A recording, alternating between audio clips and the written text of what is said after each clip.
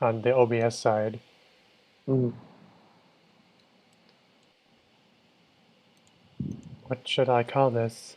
Fortress of Darkness, Agents of S.h.i.e.l.d.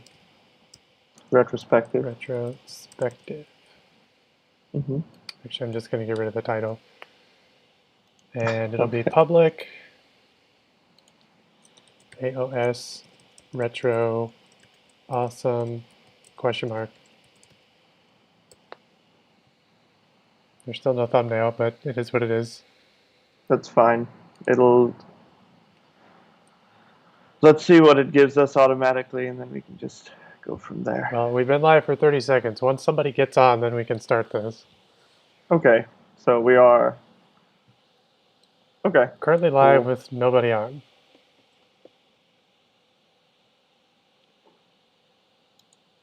I'm trying to remember how it is that I sent that to somebody. Oh, Uh, wait, yeah, the share. everybody, we're live. We're still figuring things out. This is our life now. For now. Hmm.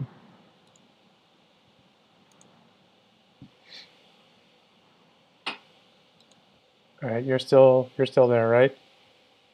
Yeah, yeah. Okay. I'm just gonna have to keep adjusting this damn thing. There we go. Okay, it looks like somebody's online. So Okay, cool. Okay. So we good to start? I guess so. She's on. All right. All right. Welcome to the Fortress of Dorkness, the nerdy nexus for all your geeky needs. I'm New Omar, writer and director, and then that is producer Maximo and host As has been Christian decreed. Villarreal. Villarreal, As has been decreed. as has been decreed. Okay, so what we're going to do this time is we're going to actually do a retrospective on Agents of S.h.i.e.l.d. I have no idea how long this is going to take, but we decided that we wanted to do something along these lines just for people that have enjoyed the show or people that were curious about our thoughts on it, given what our channel has on it. Yeah.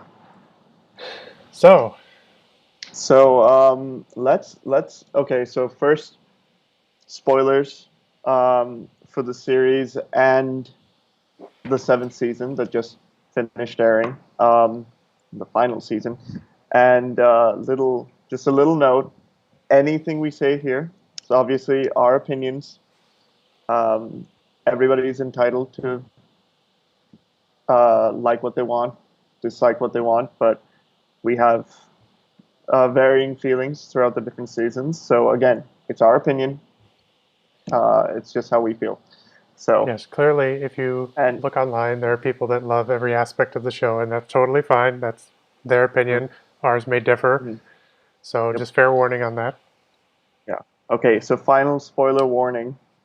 Uh, and then yeah, haha, let's get into it. So, what did you think? Let's start with season seven. What did you think of season seven and the finale? I thought it was far better than season six. I thought it was actually pretty close to season two in terms of its quality, like all the way Hmm. through. Hmm. Um, the finale, I would say it was as good as they could make it without, Hmm. being given infinite amounts of money to do whatever they felt like doing. So Hmm. I think they did a pretty good job with the resources that they had and with the story that they started. Hmm. Yeah, I'll agree. I feel like season two was kind of where they hit their best, in my opinion, and I like you agree as well. Um, Season two is kind of where they hit that high note, and it's been a slow sort of decline in quality. And I'll say season five and six in particular were a little, not to say that they were like terrible and unwatchable, um, but they were a little, on the iffy side. Yes, I do Uh, think I do and think there's a reason for that, but yeah, which we'll talk about. But I do feel like season 7 they came in swinging. Um, I you know I really liked it, especially because I had only watched about half of season 6 when 7 started airing, so I finished off 6, so that was very fresh in my mind. And then to go from 6 straight into 7 and to see that difference immediately, like 6 has its issues that we'll get into, but 7, it constantly felt like one episode was moving to the other without a break, Hmm. and I like that. I like that it kept pushing itself forward. Yes, I agree. So, I think they had. uh, I think they knew where they wanted to go with it in the end, and they mhm. probably reverse engineered the ending in order to get to the beginning. Yeah, yeah, and I'm sure they had an idea of the ending by the end of season 6 because of how 6 ended. We knew that it was going in a certain direction at that point. So, Hmm. um, Well, in terms of, so what? Hmm? I was going to say, in terms of all the other shows, where does this one rank in comparison to the rest of Marvel television? Or should I say MCU television? Or should I say Jeff Loeb's fantasy? God, uh, that is that is a tricky question because I feel like, and we'll talk about this later. I feel like what happened with Marvel TV pre Disney Plus, it's everything is kind of its own thing. If I was to consider it all one big story, I would say Daredevil is definitely at the top there. Um, I never finished. I never saw the second season of Punisher or the third season of Jessica Jones, but I would say generally, I think Agents of Shield I would rank, at the let's say the top third. Okay.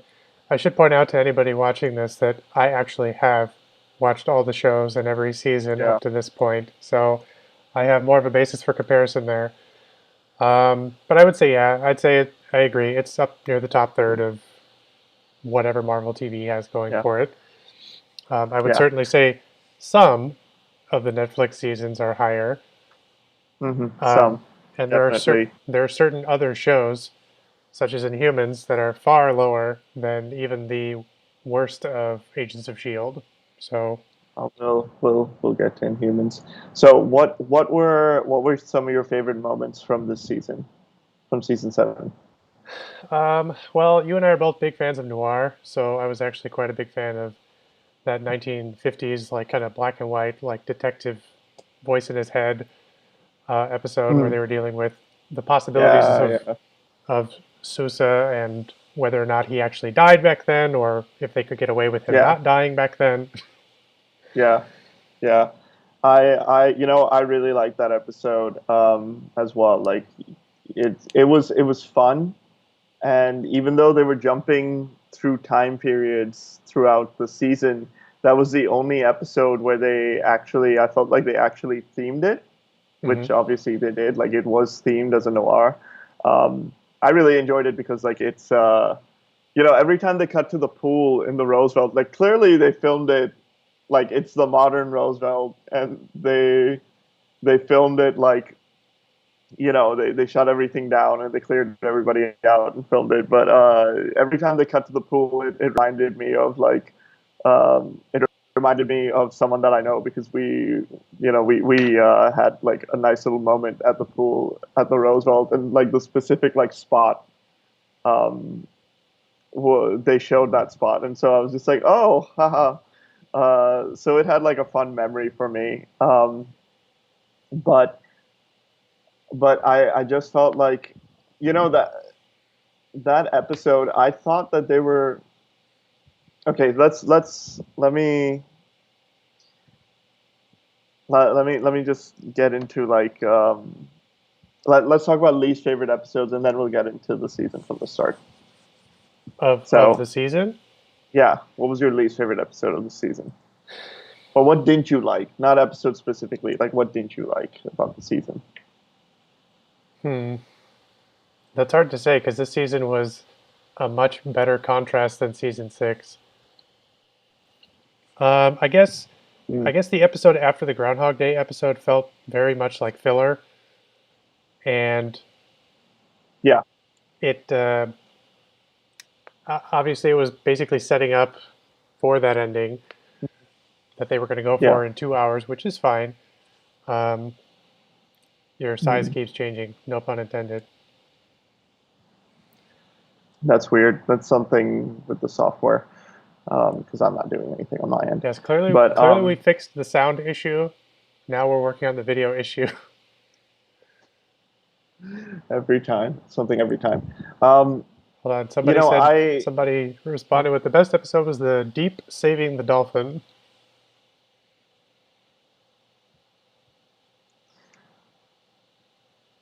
yeah, yeah. I mean, the, yeah, it's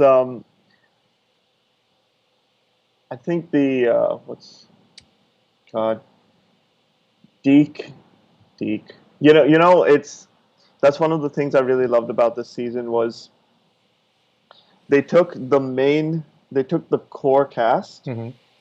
and they really built them up.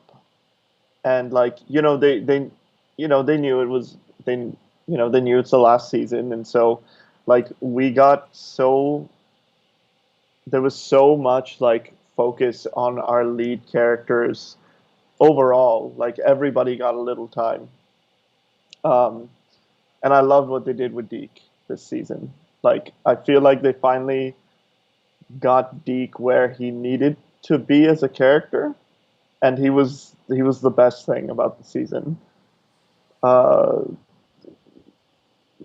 just that '80s episode where they're stuck in the '80s, him and Mac.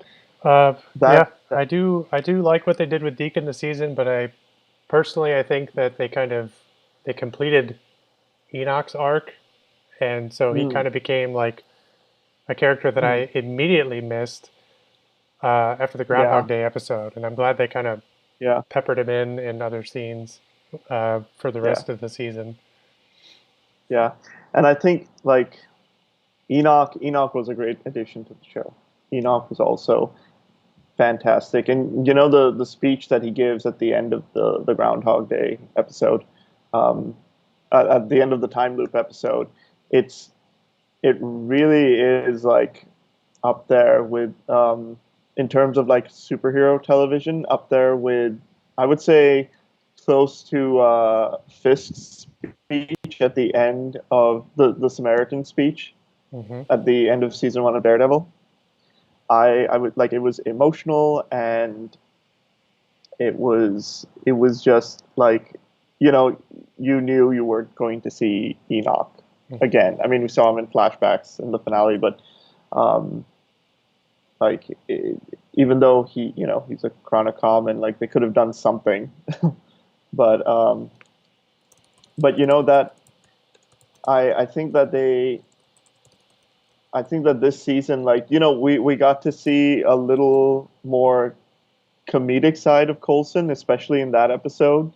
Every time Daisy would come back, and he just kept getting more and more irritated.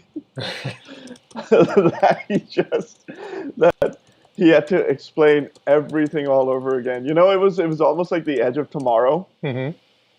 more than Groundhog's Day. Yeah, that's true. Like, yeah, and I that episode, and Well, the speech that Enoch gives, there are certain people online that believe that it means something else, but mhm, in particular, I love how like that speech and one other speech in Agents of S.h.i.e.L.D. I'll probably never forget, and that's the other one is actually in season one, which is which one? when Coulson and Sky discuss the fact that she is there looking for her parents. Like Coulson was Hmm. going to like, I'm done with you, and she's like, no, no, no, Yeah, I have something. It's in my bra. Hold on, and she pulls out yeah, this yeah, yeah. little like That flash was drive. that was within the first 10 episodes. That was like 5 or 6, It wasn't was it? number 5, Yeah, there you go. Um, which yeah, should carry yeah. us into talking about other seasons now, I think.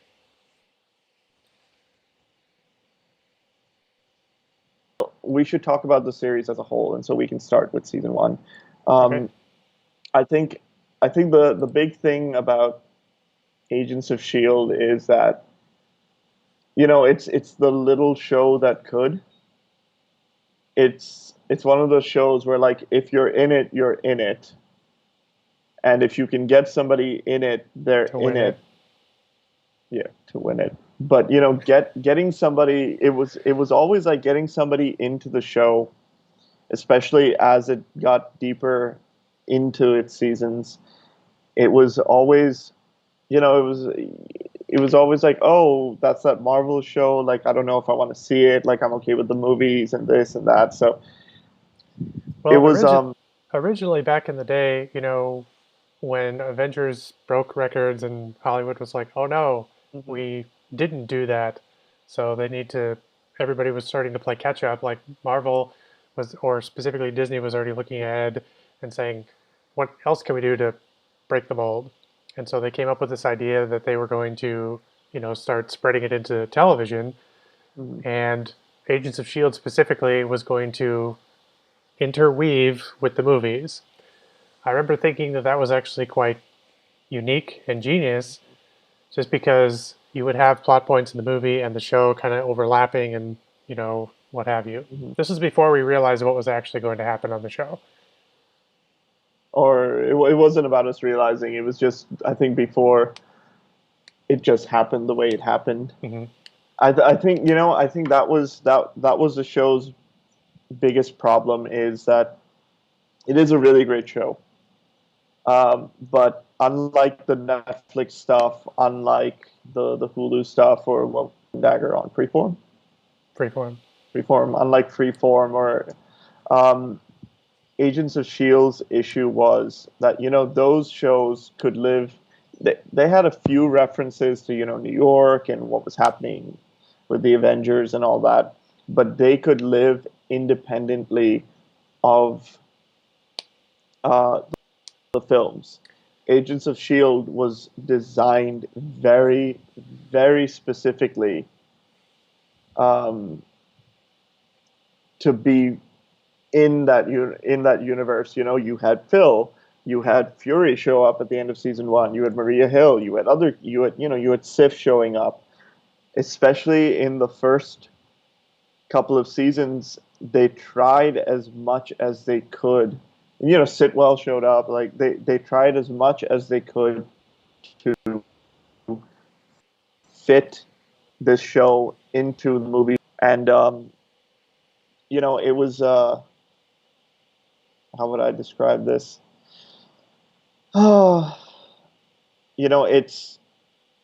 it had a purpose to exist, but it was like it was always fighting its own purpose to exist. And I feel like when we really get into the seasons here in a second, like I feel like the deeper and deeper they got into the seasons, the more they just, and it's not their fault, the more they just didn't care about, trying, working around things that are in the films and trying to make, ends meet. Well, that was more of, and they commented on like how it sort of freed them to tell their own Mm-hmm. stories when Yeah. they made that call to like not directly reference the movies. But I also think that you know the show started in 2013, Mm-hmm. and 5 years later was when Infinity War happened. And I think the closer that the movie division and Feige got to Infinity War, the more to the chest the Mm-hmm. movie scripts were becoming, and so it was getting harder and harder for them to like plan out that we need to talk about this or we need to make reference to that Mm-hmm. so that we can tie into the movies. And they just said, well, if it's this hard to do that, let's just go our own way and start telling our own stories, and Yeah. maybe we can find connections here and there after the fact. Who knows? Yeah. Because season Okay, let's get into the first season because then we can talk about these points as we go through them. So season one, Agents of S.h.i.e.L.D. 2013. Yeah, Yeah, the one of yeah, two seasons that are available here in the U.S. and one of five seasons that are available overall. If you care about owning yeah. it, You put that away. Nobody's supposed to know you have that. except for God. Um. Okay, so thoughts on. Okay, let's go down memory lane. What do you remember about that first season? Your reaction to it, and just like the general environment at the time. I remember before the show aired, I was very much expecting anything from the movies to show up, Hmm. since I think, at least in the beginning, it was set in New York, after the Battle of New York, and so there was a little bit of possibility that all these characters exist over there, that somebody might show up and like help out. But they went with Hmm. Mike Peterson instead and kind of turned him into his own character. Hmm. I remember Graviton. I remember Yeah. the conversation that I mentioned with Sky and Coulson. Hmm. Um, And she was Sky at the time. oh yeah. Oh, I have notes about that. Don't worry. Yeah. What else do I remember? The big turn of events with Winter Hmm. Soldier, the cleanup crew with Dark World. There's quite a few Yeah. things I remember of season one. Janos Polhosh showing up just randomly. No, no, no, no photographs, please. No, I am in a jail. Oh wait, he wasn't in a jail cell in this one. That's later. No, no. He was in self exile in this one. Yeah. Yeah. Well, believe Um. it or not, when the Dark World came out Mhm. and the post-credit sequences had that Jotunheim creature at the end, like one of our mutual friends, Severin, was like, that's what the episode of Shield is going to be about. They're going to go deal Yeah, with that yeah, thing. yeah. I remember we talked about that, and which it didn't, but it would have been fun to see if they did. But I think that when it started, like, the original team, which was Coulson, Sky, May, Fitzsimmons, and Ward. Hmm. Um, it kind of it started out as, I don't want to say generic, but like it was like your typical, like, get a crew together, like a very Josh Whedon sort of moment, um, of, like, bringing, you've got like the misfits coming together, Hmm. like Coulson's team. And I remember the one character who I did not have any interest in was Ward, because I was like, he is so generic. Like, he's just that guy, you know? Yep. Well, I think everybody actually tuned into the show, or at least one reason they tuned into the show was because Coulson was on it. Yeah. So Coulson was always looked at as like the main character, even though Ward or Brett Dalton was supposed to be, you know, that leader character, and Coulson was like the Hmm. legacy character, like the Yeah. Star Wars movies and stuff. That him being so generic kind of just fed Hmm. into Coulson being the main character more and more, I Yeah. think. Yeah. Yeah. And I enjoyed the first episode and their introductions. Um, but I think it was the Graviton episode that, like, really solidified the show for me. I was just like, okay, like, things are picking up now. Like, this is a comic book show, Hmm.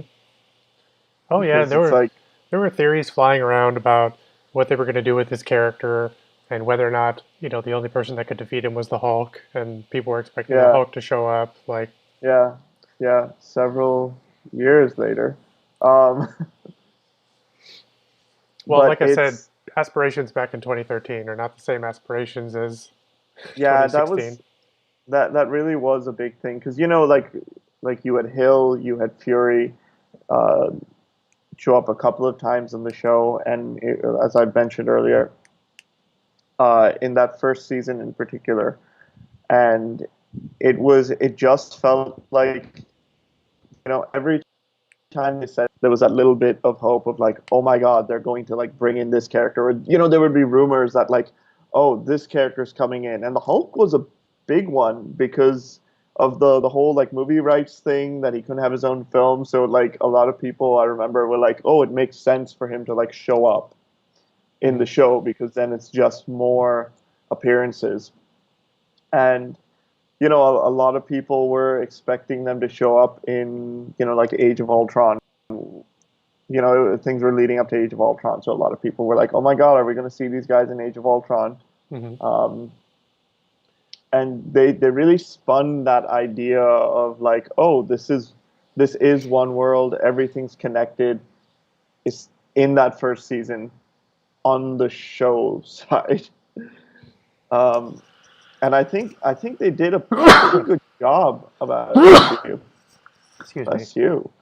Um, I think they did a pretty good job um, in the first season, uh, which again it goes back to what I said. Like the show, its purpose was to be an extension to the films, Hmm. and then the big twist happens from Winter Soldier, which I remember. I think you actually sent me an article or an interview. I might be wrong, where they said that they weren't told it was happening until like the 11th hour. They were like, "Oh yeah, that's great. You're doing a show about Shield, but we've got this movie coming out and we're dissolving Shield in it." And so it was kind of like, "Oh, you have the show called Agents of Shield that starts airing a few months before Shield is effectively gone from the main story." Well, they had revealed that the Winter Soldier was a movie uh, before Agents of Shield ever aired. So I think Yep. like Jed Whedon and his brother Joss, being comic book fans and Mhm. whatever, I'm sure Mhm. that they were aware of what could happen, but I don't think they knew how they were going to work around it. Mhm. Because one of the things that I do remember about season one was they actually only greenlit 6 episodes Mhm. as like a origin or a pilot or whatever. Mhm. And then at the end of six, they said, okay, you can have the rest of your season. Yeah, However, I remember um, that. all those episodes were broken up so ridiculously. I think there was one episode in a month at one point. Like there were 2 weeks before and 2 weeks after with no new Mhm. episodes. Yeah. And uh, I think that they were kind of lining everything up so that they could actually play out their storyline with the Winter Soldier. And it just took a while to get there. Mhm. Yeah. But another thing that I remember with season one was Lorelai's appearance as Yeah. well. And there Yeah. was there And was a lot of Sif's, fans, yeah, there was a huh? lot of fan speculation on that one because at the time Loki was still on the throne, and Yeah. so people were curious, like, well, did Odin send? No, no, no, it had to be Loki that sent her Sif Yeah. down to go get his lost love, Yeah. and that was going to show up in one of the movies, Yeah. and you know, And that was the first real time they addressed Coulson's alive in terms of like the films, hmm because they had that like throwaway moment where he was like, "Well, I'd prefer if you didn't tell him. Like, I'd like to tell him myself." And that was their like workaround to like, why isn't anybody talking about the fact that Phil is alive? hmm well, there was another Uh, another mutual friend of ours actually told me when they were trying to solve like how Coulson is alive. When mhm, he's on the bed and he's getting his brain picked at, uh, mhm. he keeps saying things like "Let me die, let me die," Yeah, and yeah, our mutual friend said that well, that those are the initials of LMD, and I thought it was a joke because I didn't think the show was ever going to go in the direction of LMD. yeah, Fast forward 3 years, and yeah, yeah. We'll get there. Um, yeah, I think they did such a good job of like inter in that first season, like integrating stuff from the films. Like they really. tried with the tie-ins. They did, but they did it in their own way, which I liked how they did it. And then we also had, the whole clairvoyant story, and we had Reina. Like there was this mystery, and there was this air of like, what is going on behind the scenes, and Don't forget Scorch. yeah, and then Scorch. There was that like monster of the week thing to it for a little bit as well. Um, Hmm. but I do feel like, um, the whole like John Garrett thing was just, Bill Paxton. Like you Bill Paxton is Bill Paxton. Like he was amazing in anything he was in. We miss that man. We do miss that man. And I think that Garrett he was such a fun villain. Like he was just um and I think the Hydra twist really worked out for them because Hydra is kind of its own thing. Like like in the movie, Strucker is kind of doing his, and then you have Robert Redford, doing his own thing with Project Insight, and I think that was a fun like world building part of Hydra is that like Garrett is also just he's doing his own thing, and Hmm. it was at that point though when the big twist happens that Ward became my favorite character on the show. Like Ward went from being this generic, like chiseled jawed, like heroic character to being, it's like he's, the that moment where they pull down that screen and it says Ward is Hydra. Like Hmm. that moment was just one of those like, ugh, you got chills. Well, to me, it made a lot of the front half of the season worth it Mhm. because, up until that point, there was a lot of people speculating on the character and saying, like, well, he seems rather generic. He seems rather Yeah, boring. Like he's not that yeah, good of a leader or, whatever. And it turns out that, he's a wolf in sheep's clothing. And yeah, that paid off for him because all he was doing was watching them and figuring them out. yeah. And it's that was one of those things where it's like you didn't expect one of the team to be Hydra. Like it just was not, especially Ward, like because they were building up the Ward and Sky relationship, Hmm. and he's just he's like purely Hydra. There's no like redemption there, and I thought that was great about Ward's character, and he just continued to be such an interesting character in like the following seasons. Um, I talk about the first season. Yes, but I'm responding to someone real quick. Oh. Let's see. What else can we talk about? Well, we haven't discussed the cellist. We haven't discussed Victoria Hand, or Yeah, the beginning of the ever inflated Koenig family. let's talk about Koenig. Let's talk about that for a second because that was the first because initially we met the twins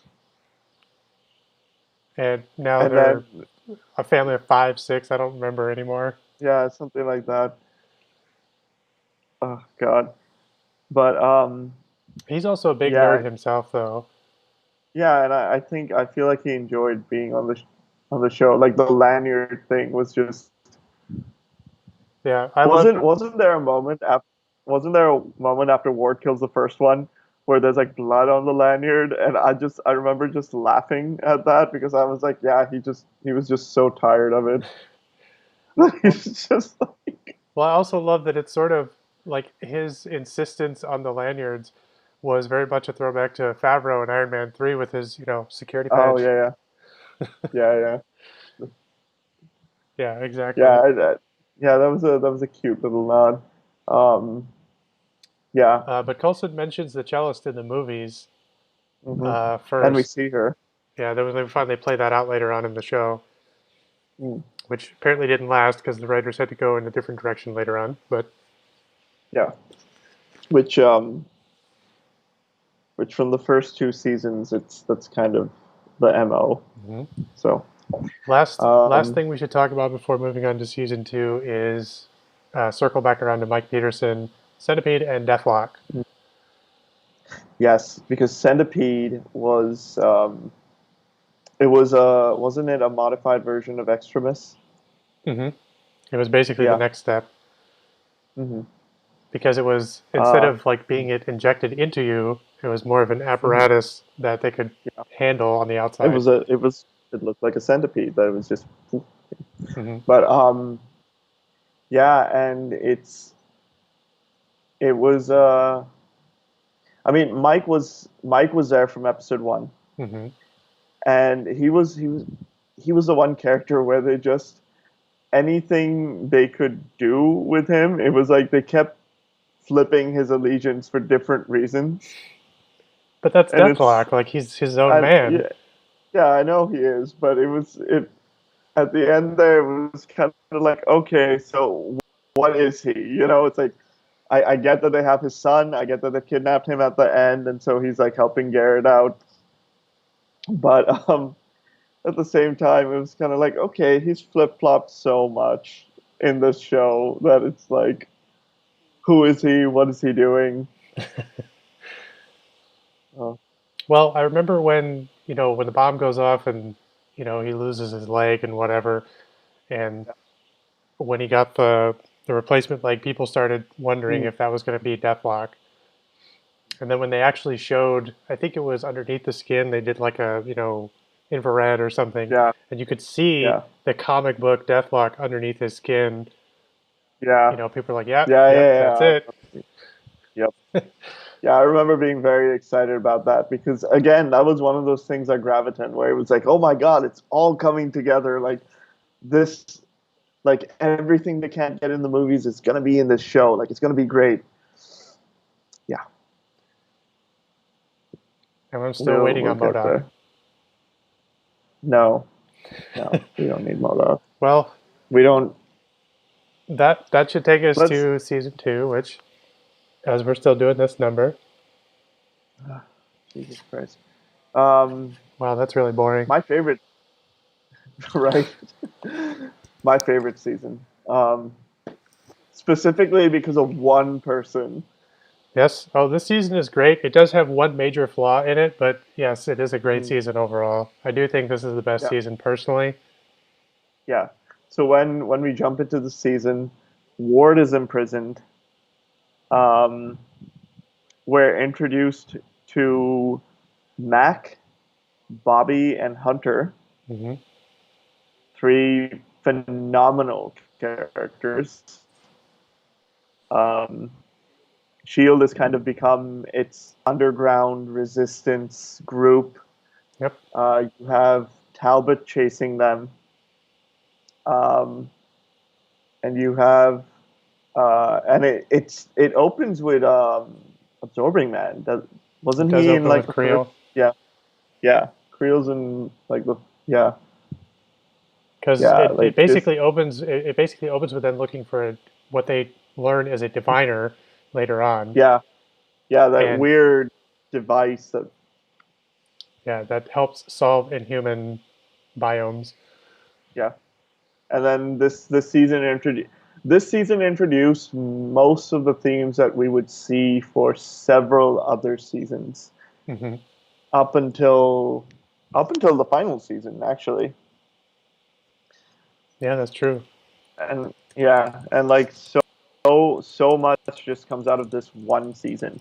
Isn't this the first season where they mention the Watchdogs, or is that season 3?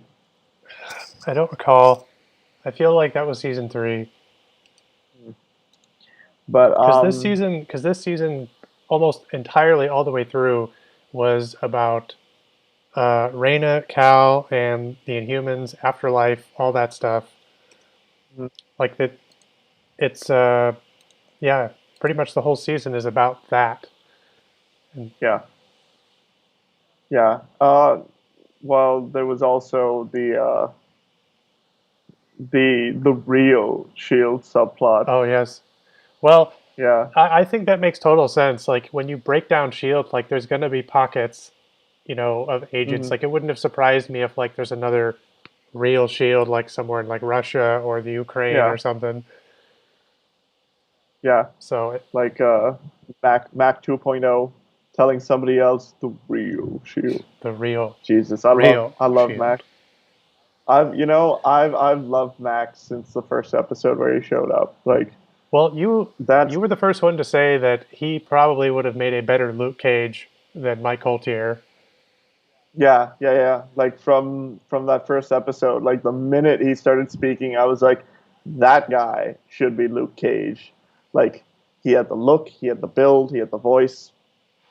And Mike did a good job as Cage. Like he did, but I still think Mac just had like everything that you need about Luke Cage in one package. Hmm. Um, that was it was also the season where Max started giving everybody nicknames.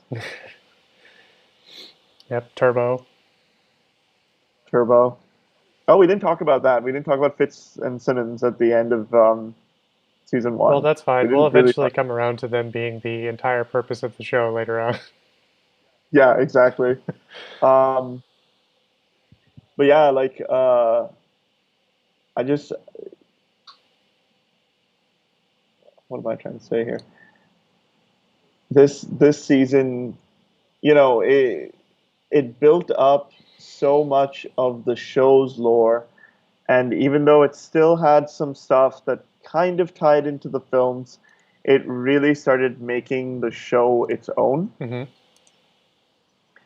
And I think that's why it is, in my opinion, and I think your opinion as well, like the best season because it was like it's the first time they had the freedom to kind of break away from, oh, we're connecting it to the films. Like they were doing thing. Like they had a story to tell, they were telling it, and it was still part of the universe. So Well, like also keep in mind, like the whole purpose of them implementing the Inhumans was because during the initial Phase 3 announcement of the movies, there was an Inhumans film out there. there was an Inhumans film, and there was an Inhumans film because they weren't doing mutants. But Yes, that's another story for yeah. another time. But I just wanted to point that out that that's why they Mhm. turned Sky into an Inhuman and they went with all of Yeah, that stuff because yeah. they were trying. Well, mhm. I was just gonna say they were trying to connect the dots with the movies that were coming out later. Yeah, yeah, and that was another thing that like she was there was so much speculation that she was going to be an Inhuman. Like that was like her secret, and a lot of people guessed that she was going to be Daisy John, that she was going to be. Hmm. Um, but Her name is Daisy. her name is Daisy. That's the best character in the show. Daisy's father, Cal, played by Kyle MacLachlan. AKA Jekyll Hyde.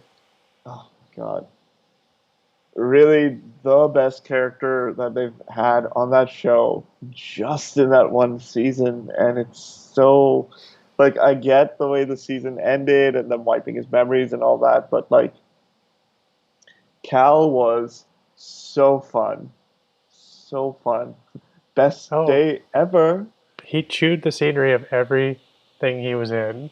He did. It was like, it was like when we talk about Wrath of Khan and we're like, like the Star Trek crew, the main crew, they're always like really, really good in those films. And then, Khan shows up in a scene and suddenly he's like up here and Hmm. everybody else kind of goes, no matter how good they are. Yep. That's what every scene with Cal was like. Always pushing people to He the next was, level. yeah, he was crazy. He was fun. He had one goal and he was just determined to have it, like to the point where he was just insane. Oh man. Let's Yeah. see. What All else? right, so let's talk about the real Shield stuff. Okay. I'm Um, slowly deleting things first, as we and go then we'll through because yeah. I have a big notepad that he sent me and I'm Okay. deleting stuff as we go through. I'm not looking at that at all. So I need it. I know.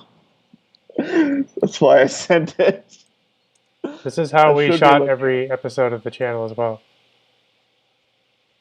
this is me holding his hand. Is that what you're saying?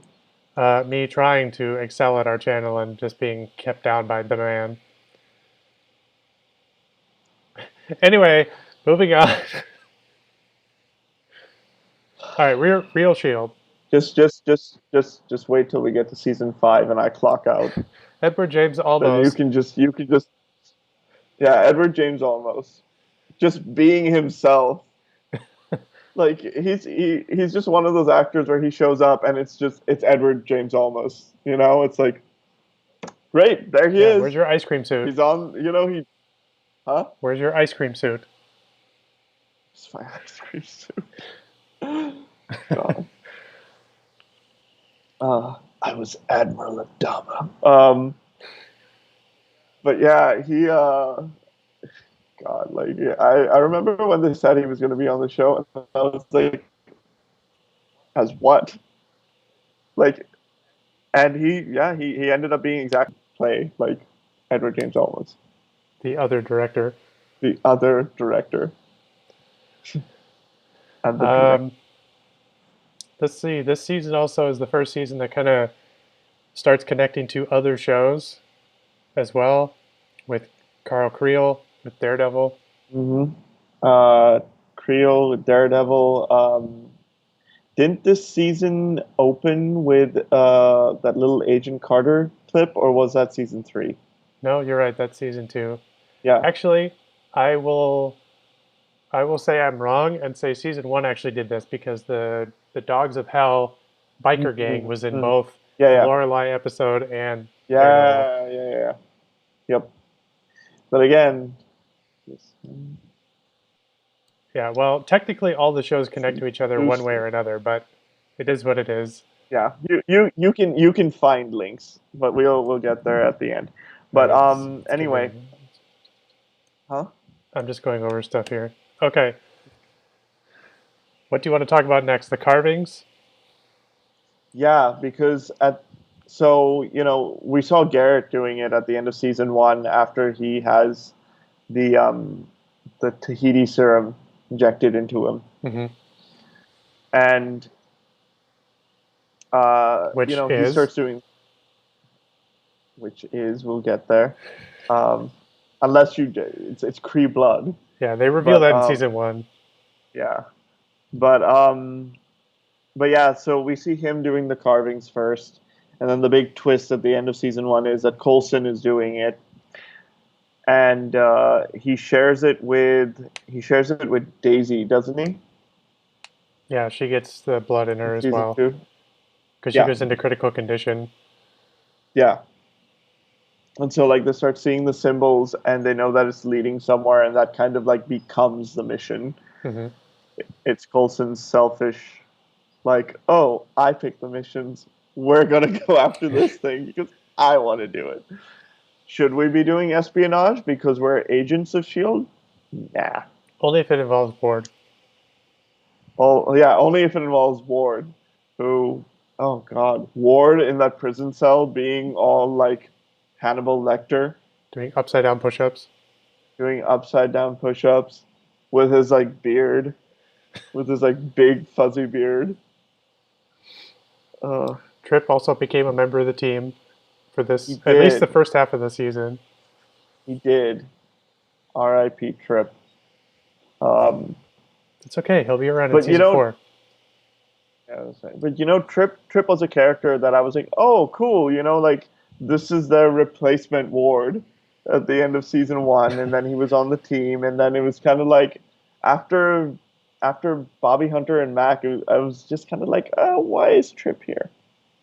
It's like we don't need this character, and Well, apparently they thought that too. So well, just like a lot of Whedon shows, they kind of fill out and figure out the rest of the ensemble as the seasons progress.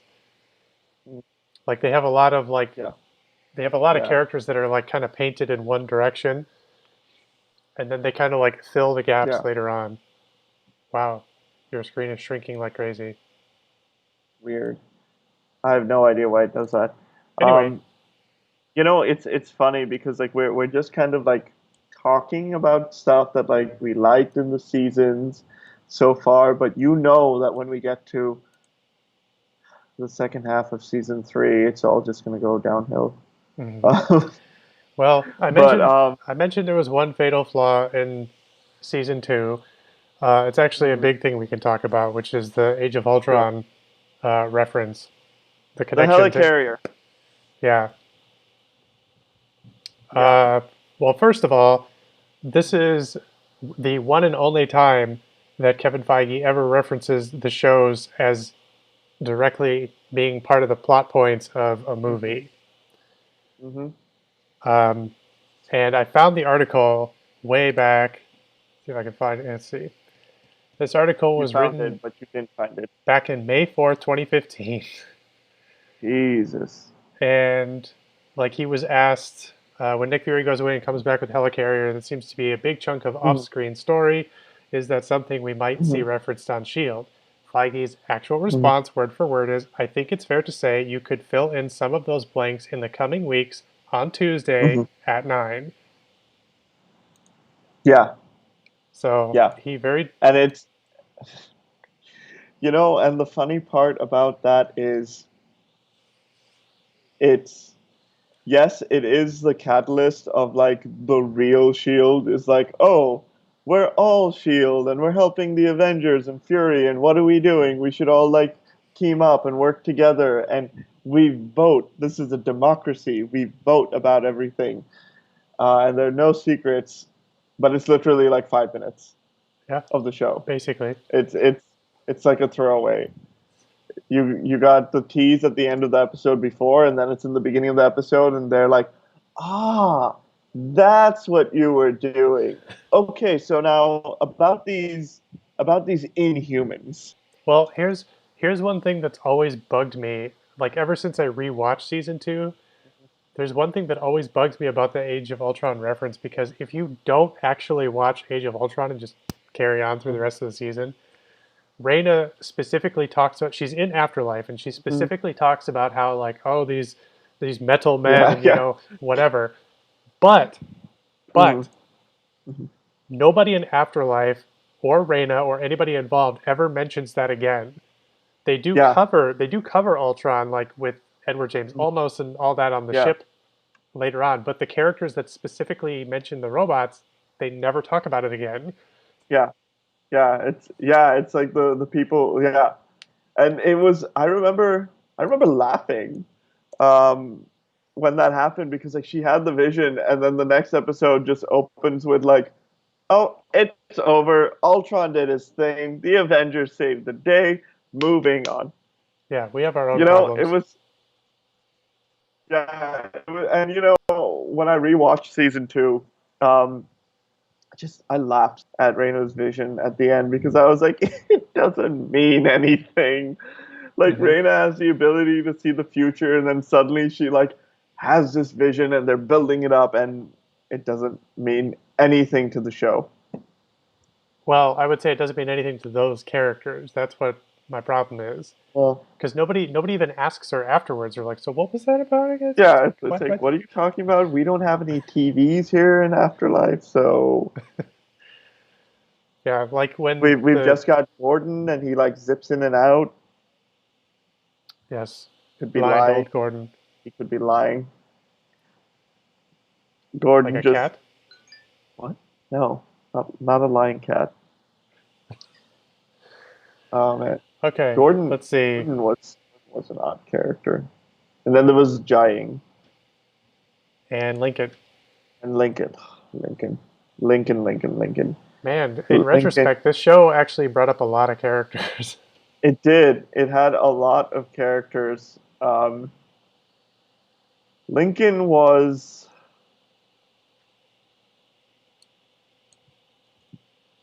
boring. Well, I think he was very obviously brought in as a love Yeah, interest. Like as a you don't look replacement for that Wolverine. good if you're just a rando. Yeah, you don't come out of like the top of the pile.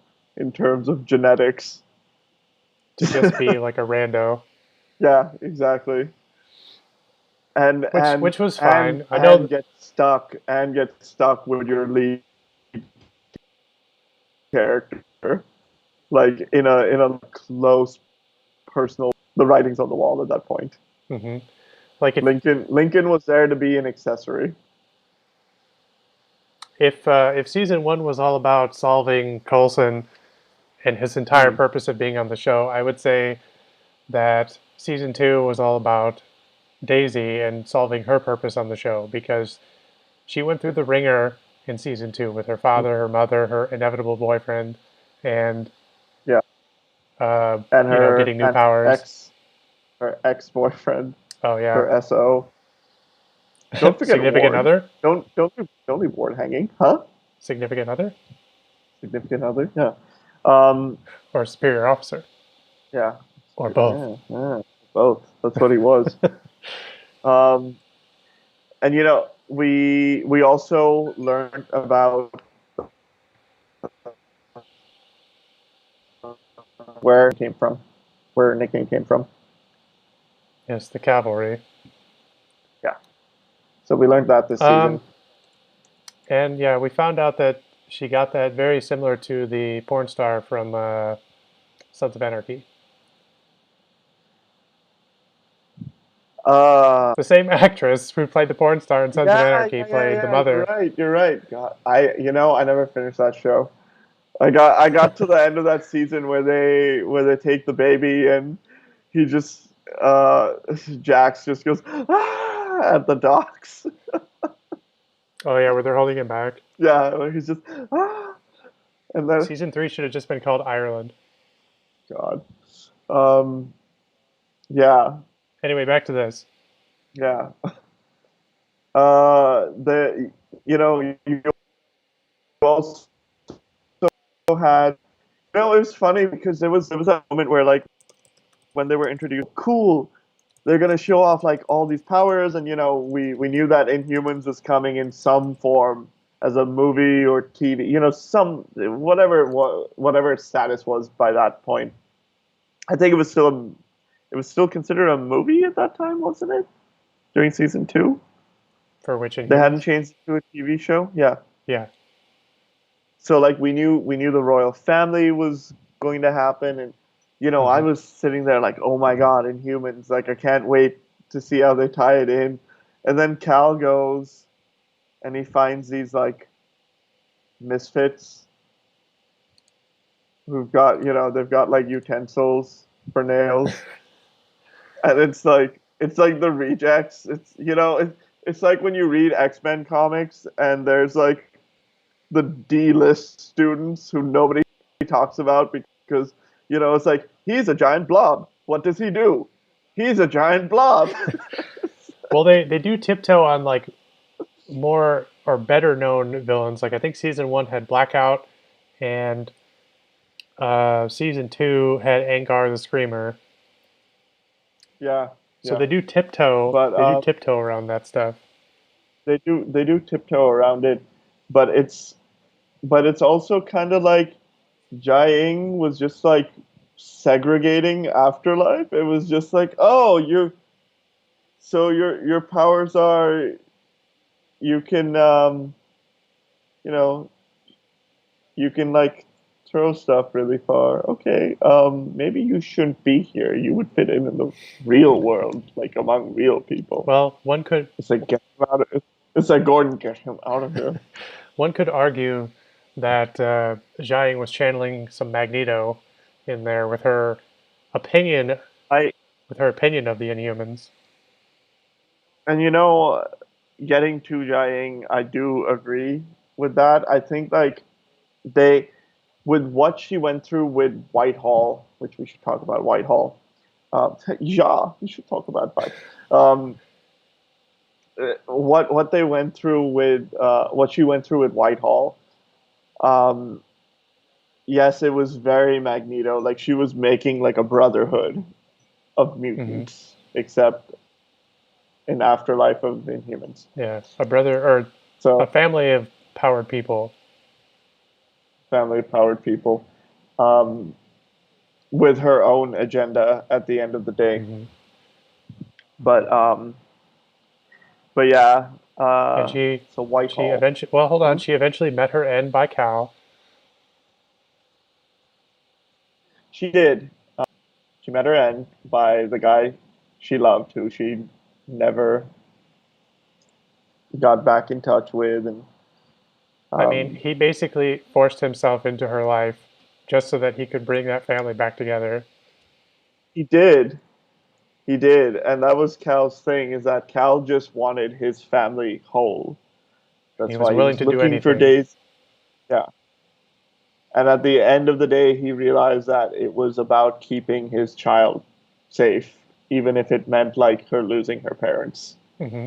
Another thing that I loved So about Cal is that he was, I wouldn't necessarily call him a sympathizer, but um, he was very much in love with the idea of Inhumans. yeah, he romanticized his life a lot and the things in his life. Hmm. Like he loved Jiaying, and probably part of that was because of her abilities. He was, his eyes lit up when he found out Yeah. that Daisy went through Terrigenesis. Like Hmm. he loved that group of people, and he loved that Yeah, his family was a part of them. yeah, yeah. Uh, Obsessively. and that actually works why they decided to turn him into a veterinarian at the end, because he's helping he's helping a group of Puppies and things that kitties. aren't human, Inhumans. But animals. that, yeah, yeah, yeah. Um, but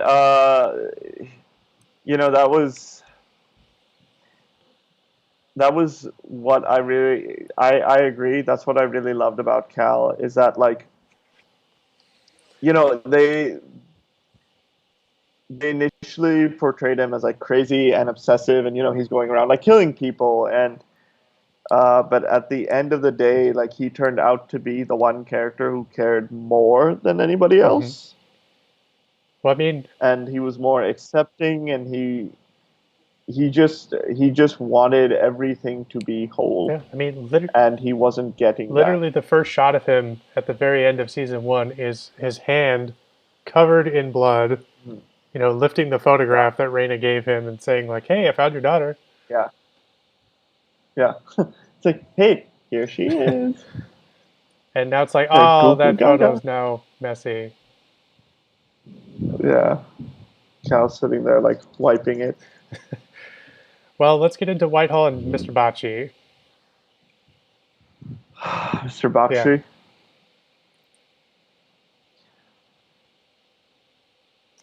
I mean, I'll let you start because you love Germany so much.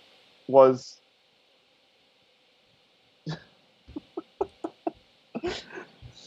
Whitehall was such he was he was such a like movie cliche like German mad scientist, you I'd know? say he's budget Red Skull is what He it would yeah, be. yeah, he's budget Red Skull. He's just this like crazy like yeah, we're going to do the experimenting and we're going to get immortality. Yeah, it's going to be great. I shall Um live forever. I should live forever. But what was it? Phil kills him, right? I believe so, if I Yeah, remember the show. yeah. But like Whitehall, in terms of the lore, he ended up figure in Hydra Hmm. throughout the series. So even after his death, it was still like stuff would come up and it'd be like Whitehall. Like it all led back to Whitehall. Hmm. And it was he was one of those characters that it was like, why isn't like, this guy could have been in Winter Soldier. You could have easily done that back when Hydra was important to the movies. Technically, it still is, even as far as Endgame, and because Red Skull is still there. It's not Hydra at that point. He's just he just wants a TV to, you know, not be bored up on that rock that he's sitting on. Please. I'd be happy with HBO Captain, just anything. It's like that's a tall order, Red Skull. Um, yeah, like they introduced so much of the like science side of like the science and like Nazi side of Hydra, especially like through Whitehall. Hmm. And I think that was the big thing is that Agents of Shield was always going to be like Shield versus Hydra. Hmm. It was Well, and you're right about the science aspect of it as well. Like season two was a very medical driven season yeah, like because you Cal even was a had doctor. yeah, well, you also had Fitz and his memories at the beginning of the season, Yeah, like and how that worked out. They had Simmons, basically being like a sciency person over in Hydra as like a plant, and the Terrigen was also like it was a very there wasn't like a mystical element to it. It was also a very like science driven thing. hmm So um, one little thing that I did like about season two was after Daisy got her powers, they put her in the cabin and they were like, yeah, it was the cabin that they put Banner in. hmm or Um, the house that Banner built. yeah, the house that Banner built to contain the Hulk, and yet she destroys it, and it's like, Well, technically speaking, I don't know how quickly Bruce Banner can build things, but technically speaking, if you remember at the end of The Incredible Hulk, he's in a cabin in the middle of nowhere, yeah, yeah, and so it's very possible that that's why he moved at mhm, the end of that to South America because Shield is currently very aware of this cabin. yeah. So It's that's just a like, bit of a reach of a reference, but yeah, it's possible, but God, yeah. so I don't know. Like okay. season one and two, I feel like they're good, and that's all. Like I want to tell people about those seasons is they're good. You should watch them.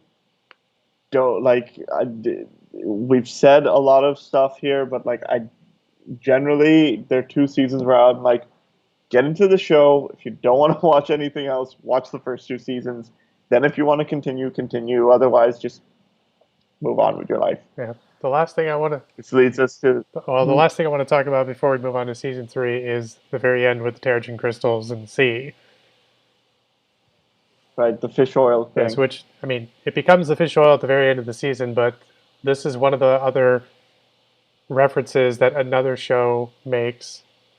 They talk about this Hmm. very incident where the crystals go into the sea, and that show would be Inhumans once again.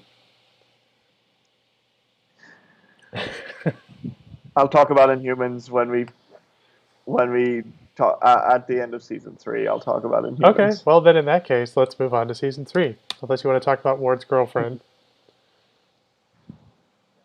Yeah, what was her name? I don't remember her name, but she was in season one. She had May's face because of the mask Hmm. technology that failed. It got fried, and she got stuck with May's face. Um, so yeah, it was nice that they gave Ward a purpose for a bit. I think her name is Kara. Yeah.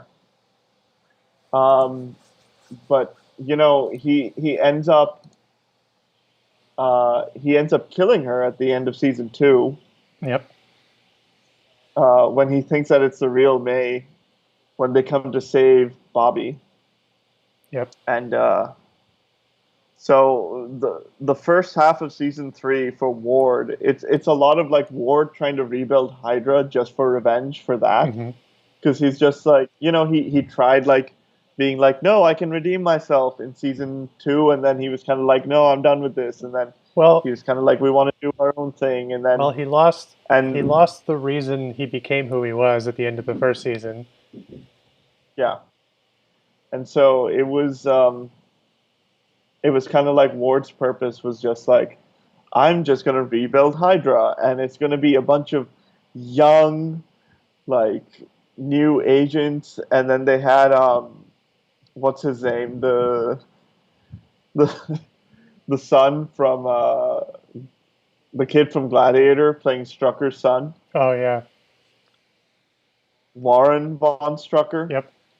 Werner, Warren, They whatever. brought him in, and then yeah, and then Ward's like, "I'll test you," and um, and he's like, "You passed." Oh my God, you have so many notes for season 3. Yeah, yeah, I do. Well, let's begin with Gemma in space. Okay, so at the end of season two, um, basically, like where did they find the monolith in season two? That's what I couldn't remember. It was on the ship that what's his name had. That's right. That's right. It was in the ship. So they find the first monolith, which becomes important later. But and it basically it drags Gemma into space to another planet. Mavet, was that the planet's name? They eventually reveal that name to be Maveth. Yes. Yeah. So she ends up on another planet, and she's on her. She's initially on her own, and then she runs into an astronaut named Will, Hmm. and she basically ends up in a relationship with him on this planet. And they're constantly like running away from some creature that's chasing after them. And so Gemma's in space. Fitz, meanwhile, who seems to have all that brain damage from the last season where they're like, we don't know if he's going to recover. He's recovered perfectly fine now. I mean, Um, we'll credit Mac with that one because you know they're good friends. yeah, Mac did Mac did his part, but now and the Fitz's whole thing is we got to get Gemma back. We got to work on getting her back. Um, Meanwhile, Daisy is recruiting Inhumans who have there's suddenly been the surge of Inhumans because the Terrigen that falls into the ocean at the end of season two um, ends up in fish oil. It's being sold on the market, and a lot of Inhumans start showing up because they uh, what's the word I'm looking for? Because consumers buy fish Start oil. they start terrigenizing. I don't know. I'm making up a word for this. They start The word now because I say it is they start metamorphosizing. metamorphosis. That's yeah. There we go. That's the word. It's late. But yeah. So Daisy's running around trying to recruit Inhumans, bring them over into the Secret Warriors, and let's see. Which they never actually refer to it that way. There's a group of people that she's recruiting. One of Yeah, the posters yeah, said Secret Warriors on it, but they never really followed through with that. yeah. And at that point, we're introduced to Yo-Yo and Joey. Who I will point out for a lot of people that apparently never watched the show, this is where the MCU started its first gay character with Joey. Yes, yes. Joey was gay, and then yeah, yeah. It was the first gay character in the MCU, but I think because it's not in the films, like that plot isn't in the films, so it's just kind of like, well, it's not Oh there. yeah, I know. I'm just saying like this is where the MCU put their first gay character into the story was with Joey here. Yeah, yeah. And I remember that when it aired, it was a big deal because I remember some articles coming out about it, Hmm. and then it just kind of got like swept under the rug, and it was like, okay, Hmm. that's what you guys are gonna do. Well, they revisited again Okay, with the Doctor later on, yeah, but but they were other Inhumans that, as you pointed out, Yo-Yo and Joey and a couple others, is kind of where the beginning of the plot of season 3 goes with like recruiting these people that are Inhumans that actually have useful powers, let's just call it that, Mhm. that can be used to help the team accomplish better goals or, Mhm. whatever's necessary. Mhm. Yeah, and this, I mean, this season was, I would say, the first half is good. Not to say, not that I'm implying the second half is bad. It's just, the first half is better, I would say, I because the first, I would disagree, but go ahead and give your reasoning. well, the first half is still very much in line with, like, to me, it's very much in line with what they were doing with Agents of Shield. Um, I do have, I still really like the season. I do. I really do like the season. But there's just little nitpicks that I have personally with it that I'm just like for instance, the Shield agents end up on a different planet in space before the Avengers, minus Thor. Um, you And know, Captain Marvel. it's kind of like, huh? And Captain Marvel. And Captain Marvel, and it's kind of like the, it's like okay, so they're all the way there, and then in the second half with the Kree invading and Hive and all that, and it's kind of like this is a world-ending event that we're talking about here. Like he's talking like nuclear destruction, and it's like, where are the Avengers? Hmm. And it's like, no, no, we can handle this. We're Shield. It's like, nope, you can't. Go get the Avengers. Yeah, there's So it's the Hydra story this season where they said that Hydra predated the Red Skull and it essentially was a cult mhm. that worshipped this alien god that turned out to be an Inhuman. Um, The that was original kind Inhuman, of, if I recall. yeah, the original Inhuman. That was kind of eh, to me. I was kind of like, okay, especially when they did that reveal where it was like there was that goat symbol, and then they like flipped it around, and they were like, "Oh, look, now it's an octopus with a skull for a face," and it's like, and then you see Hive later, and he's got like the tentacles, and it's like, why the goat? It was it's nitpicking little things because it's like Hive has tentacles. The Hydra symbol is tentacles. Like if you're doing that, then like I mean, one why? could argue that it was a goat because it wound up in the greatest of all time, Ward.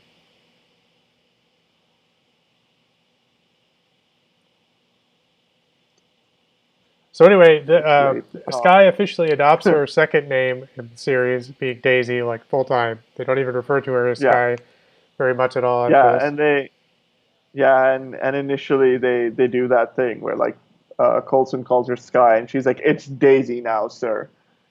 And like the way she says it is also so like, like whoa, like okay, sorry. Hear me roar. Yeah, it's like okay. Colson's like, yeah, sorry, forgot. Um, This but is also the season where we lose Bobby and Hunter. it is, and because I'm a little late, but I forgot. yeah, but but yeah, like Bobby and Hunter were supposed to get their own spin-off, Most Wanted, um, which didn't happen. And they were two great characters, and they just got written out of the show for something that never came to fruition, and that was a big loss to the show, in my opinion. Yeah, no, um, I think at the time the MCU was bulletproof to a lot of the people Mhm. involved in the creative side of it. And yeah, I still believe to this day that Most Wanted was meant to be like, Shield on Thursday, Most Wanted on Tuesday, and it was going to be like the Arrow Flash, you know, Yeah. tie-ins together, and they The, would run stories across both seasons, or both shows rather. Nobody's ever said that or confirmed that online or anywhere else, so I have no idea if that's true. That's just my personal belief. yeah. Yeah. And it's I mean it was, to me, the end of the episode where they say goodbye to them, the spies goodbye Hmm. scene at the bar, with Mac like crying, Hmm. just that single tear of like, it reminds me of that P and sorry, P that Key and Peele skit, um, with the gangster who's like crying because his like cousin or his brother gets killed, and he's all like, that's what it reminded me of. But yeah, that to me was the last time that show felt like it was about a spy agency. Uh, yes and no. Until the most recent season. Yeah, yes and no. I mean, the show definitely took in a completely different direction after this, but yeah. Yeah, yeah. It literally was the spies goodbye. Like now we're going to go into this very sci-fi. Like they had sci-fi elements before, but it's like now we're going to go into this extreme sci-fi heavy realm. Yep. There's We still. should talk. Oh, I was Hmm? gonna say there's still a few things to discuss before we get into that, but yeah. Yeah, I know. Like Gideon. Let's talk about Gideon Malik. Who? So many people did not recognize that Powers Booth was already in the MCU prior to this season. Yeah, he was an unnamed World Council member, Hmm. and they just took that character and they were like, we can get Powers Booth. He's got that deep baritone voice. Like we could get him. And thus began another reign of And terror.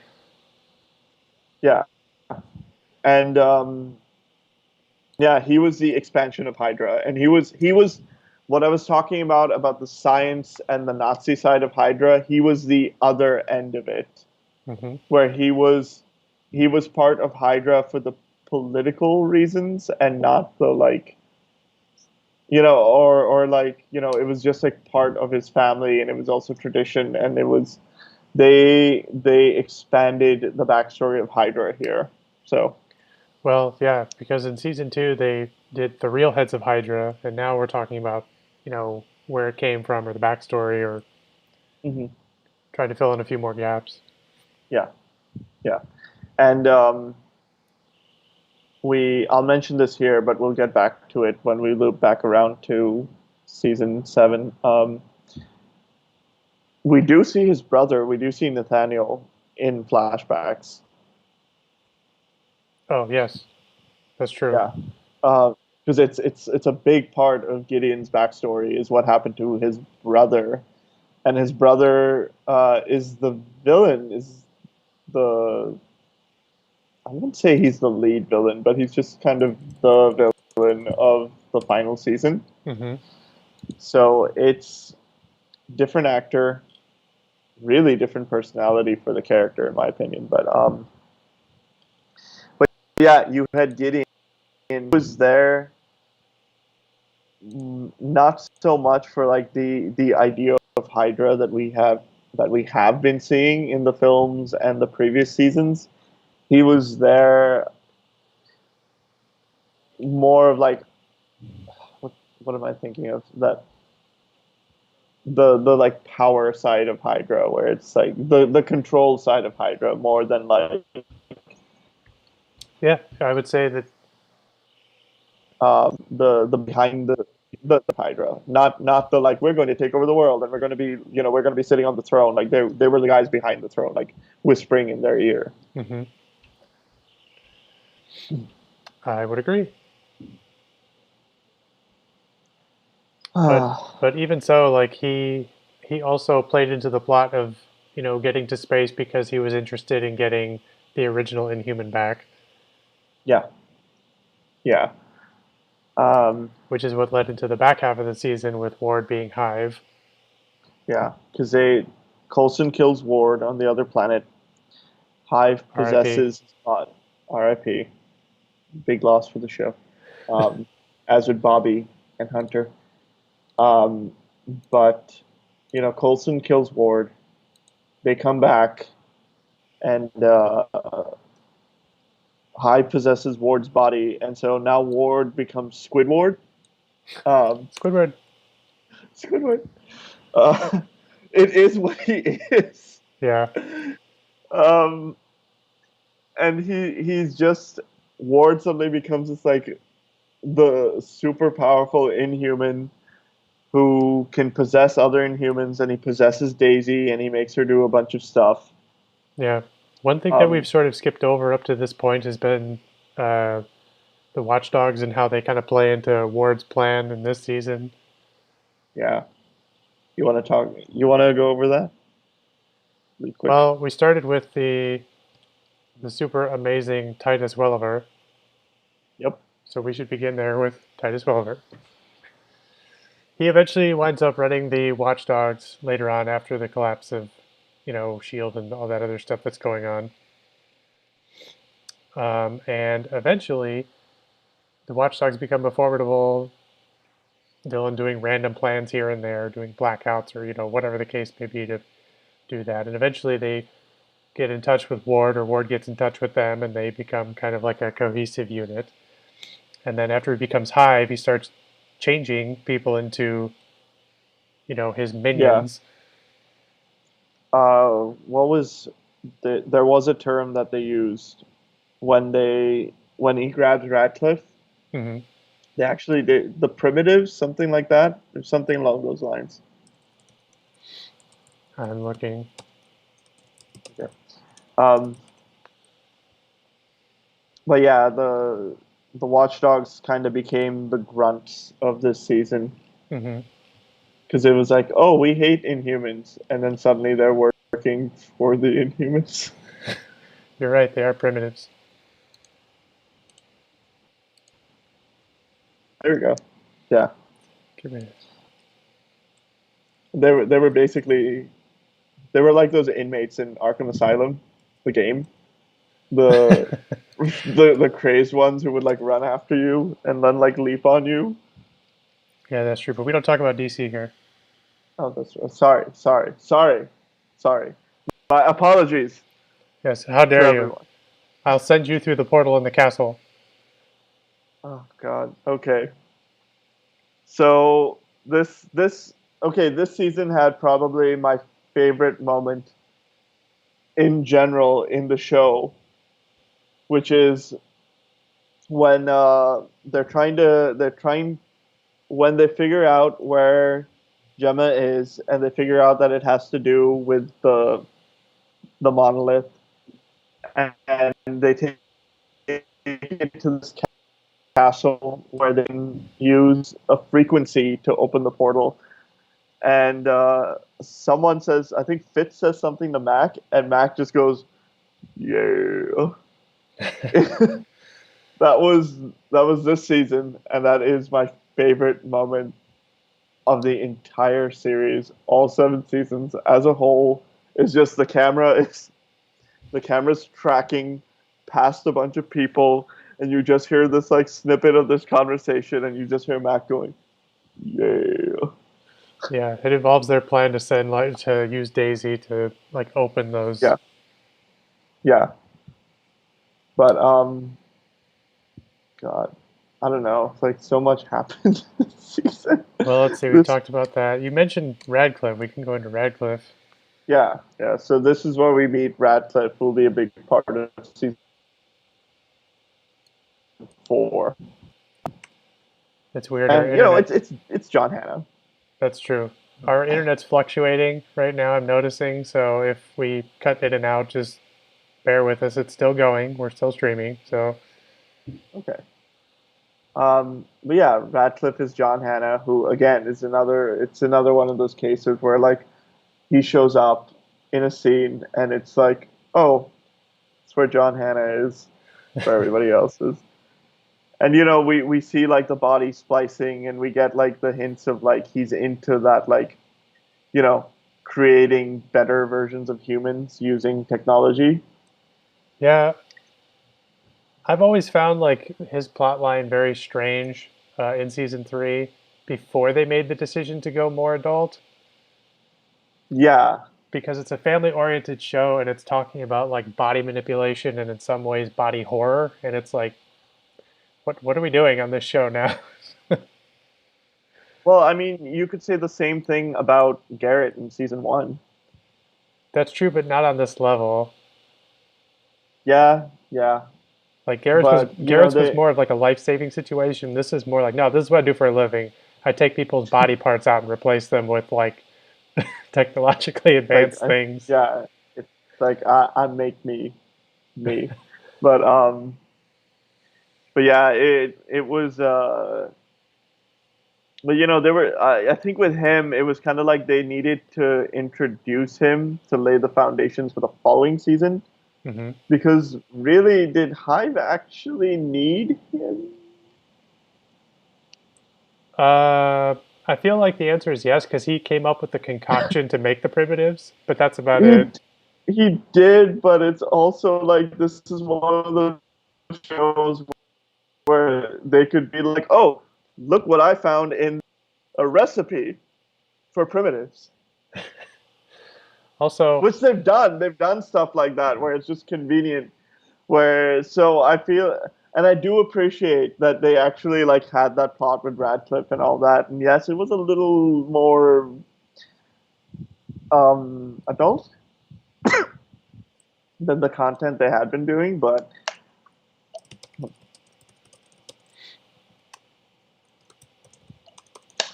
uh, but yeah,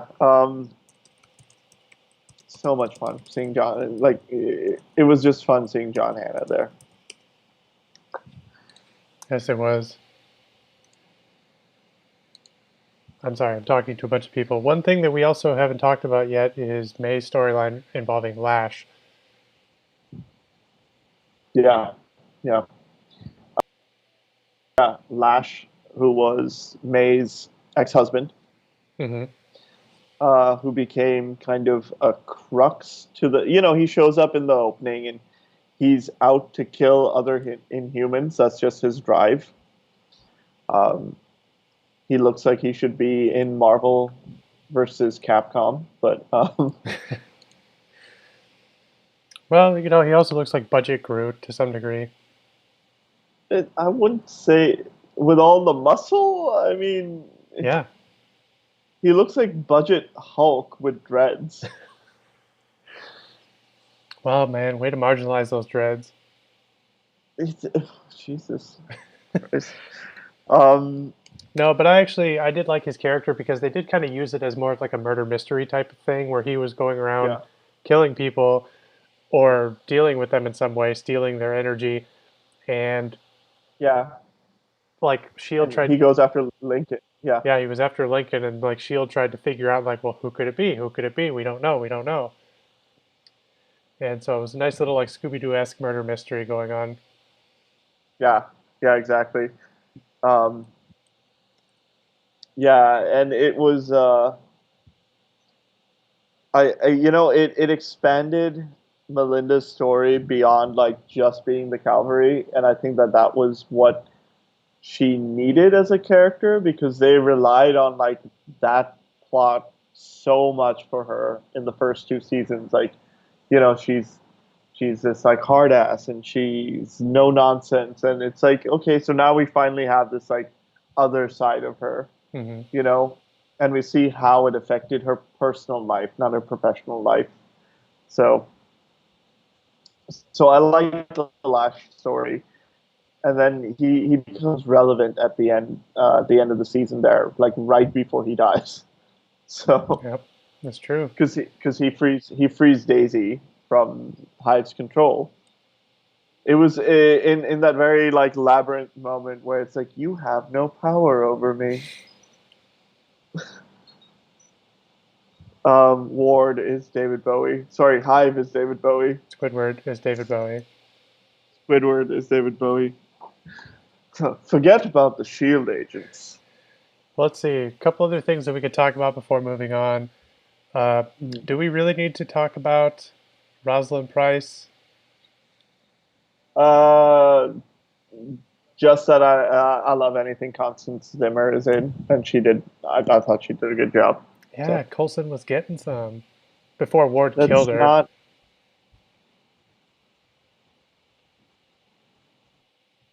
that's not why. No, no, no, All right, so we no. talked. So we But talked about that. We can move on. yeah, Hellfire. Hellfire. Um, we should address the Inhumans because Yo-Yo becomes such a big part of the show. So Yeah. let's talk about the fact that Yo-Yo. Let's establish here before we bring this up later that Yo-Yo has a very thick accent in the show, Hmm. which Natalia Cordova Buckley does not have in real life. Um, but they gave Yo-Yo an accent. She barely spoke English in the show. Um, Well, I think you mean she barely spoke in an English accent.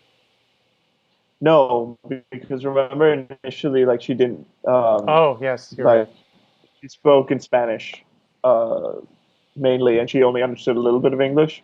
Hmm.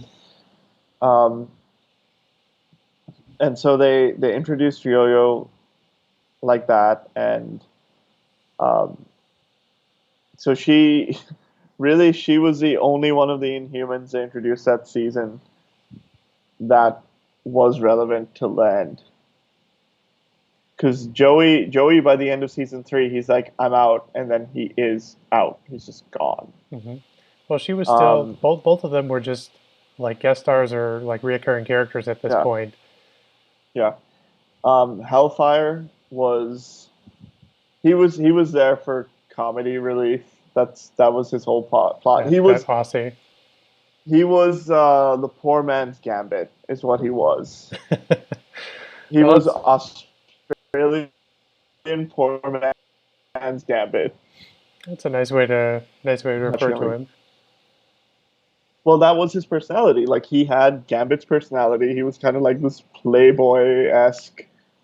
Like I do what I want. I'm living in, I'm living in a trailer park somewhere, and I don't care type of attitude. Hmm. Um, so yeah, like he was a fun character. He's an interesting character. So and he was another like he was the only character I think who was kind of the star scream of this show where it was like he was ready to stab everybody in the back, And Ward put up with him. and Ward put up with him. Like he wasn't afraid of like giving his opinion. He wasn't afraid of saying like he didn't care. Even when he was on control, he was just like I don't like he was just plotting and scheming, and he was just this like sniveling character. Didn't he intentionally bomb his house? I don't remember what his little like trailer park. What? Yeah, yeah, he had set up little like mines and things around it, hadn't he? Something like that Yeah, something to like that. keep people away. And it wasn't even that he was like hiding that thing that I think Jiaying gave him, whatever it was. It was that he just didn't like people. Gambit is the Barney Stinson of superheroes. Is what I'm reading over here. He, yes, yes, he is. Whoever said that, like, yes, Bacchus monster. I'm with you, Loch Ness Monster. I'm with you. All right, so uh, this season also gave us the actual shotgun axe. Yes, it did. Oh my God. Um, anything to do with Mac, I'm on board. Yeah, I'm because on he board. mentions he wanted Um, a shotgun axe in season two. yeah, and then suddenly he has a shotgun axe, and it's the best thing ever. It's like why? It's like it's straight out of like a JRPG. It's like out of like a '90s Final Fantasy 8 with their gun blades and stuff. It's like, oh yeah, shotgun axe. He still has it all the way to the end of the series. Yeah, and I love it. I'm so happy that they did that. All right, let's Oh see. man. I feel like the rest of the stuff that we have listed here we can kind of talk about as we go further and further Yeah, because it's yeah. more All right. more like minimal plot points and things. Maybe Werner von Strucker if you want to talk about that. Well, he comes back later. We can talk about him more. Werner. Werner von Strucker, but he's not the superior Werner who is Werner Herzog. Ah, Werner. I should have never washed my hand after shaking his hand. It's my biggest regret. I should have just left his hand. Yeah, I should have put it in a bubble like in Zoolander, like a little like glass jar. mhm. Never use his hand again, just to preserve Werner's germs on my hands. All right, so you want to move into season 4 now? Yeah, yeah. I won't forget this time. It's the British version. Well, yeah, season 3, 4, and 5 were all from England because apparently they stopped putting them on disc here. Yeah. Um. So Okay. right out of the So gate, so Mace. right out of the gate, Mace, the Patriot. I thought that was rather clever that they were making a point that, an Inhuman should be the head of S.h.i.e.L.D. because we were dealing with more and more Inhumans in the story. So I like that point. But then to Yeah. prove at the end that he's a charlatan. Yeah. And I really like that. Like, I really love Mace's story. It's just like he came out and, it was kind of like that conversation that he has with Coulson where he was just like, well, you can make the calls, like, but I have to be the face of Shield. hmm Now that we've gone legitimate, like they need someone like me, like who's an inhuman and who's a hero, hmm But and it's all fake. Like none of it is real. And I love that because it's like that's the lengths they'll go to maintain like the integrity of Shield. It's, no, I thought it was great. I love that story myself. I'm almost yeah, wondering if they'll do something similar with Falcon and the Winter Soldier Hmm. because you have, the shield was passed to Sam, but there's Yeah. apparently another person who is Captain America. Ah, yes, yes, yes, yes. Which we won't go much further into that because I'm sure there's people who haven't read anything about it yet and just avoiding spoilers. Well, I suppose Um, that's true. yeah, Well, we could talk about. stop spoiling things for It's not people. spoilers. Those are on cars. Anyway, this is the second name change that Daisy has.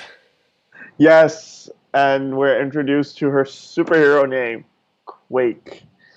And we're also introduced to the term quaking things this season, And which Tremors. is, and well, well, no, he gave her, Matt gave her the nickname Trevors in season 3, so He's the king of nicknames. he's the king of nicknames.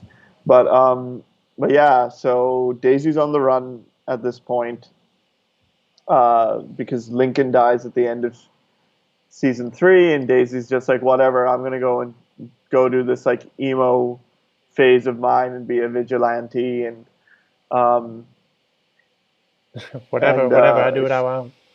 yeah, exactly. And she ends up doing this like she ends up becoming a vigilante who they call Quake, which is her comic book name.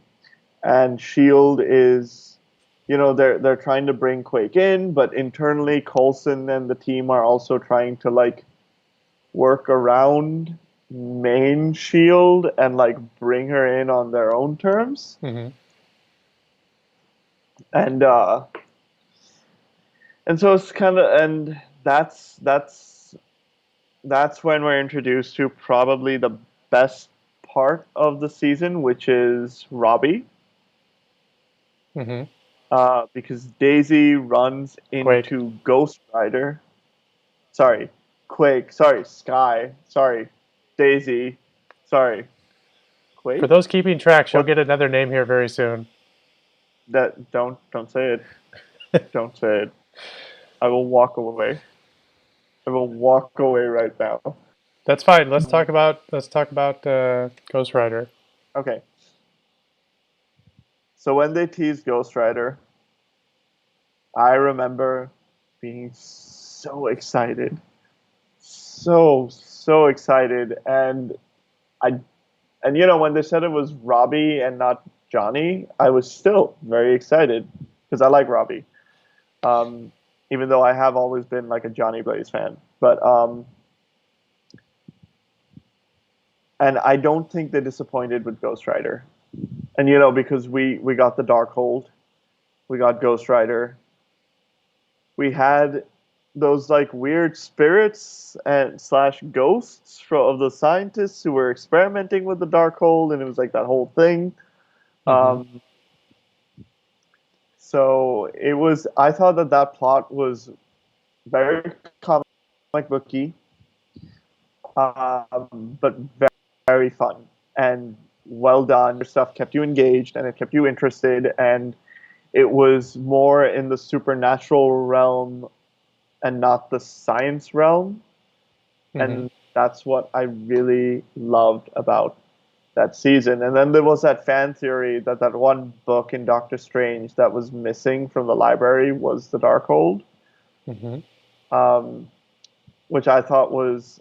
I like that idea, but as we're going deeper into these seasons, it's more like, yeah, the show's doing this, but the movies clearly aren't.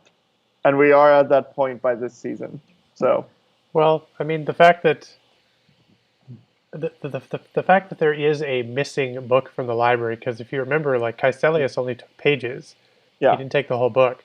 So the fact that there is a missing book from we that don't know area, that. We don't know that. He could have, if you give a mouse a cookie, but I do know spiritual that. edition. No, you don't. Anyway, moving on. Um, If you give a mouse a cookie, well, ironically, this is something that you haven't seen yet, but that very same book hmm shows up again in a totally different show.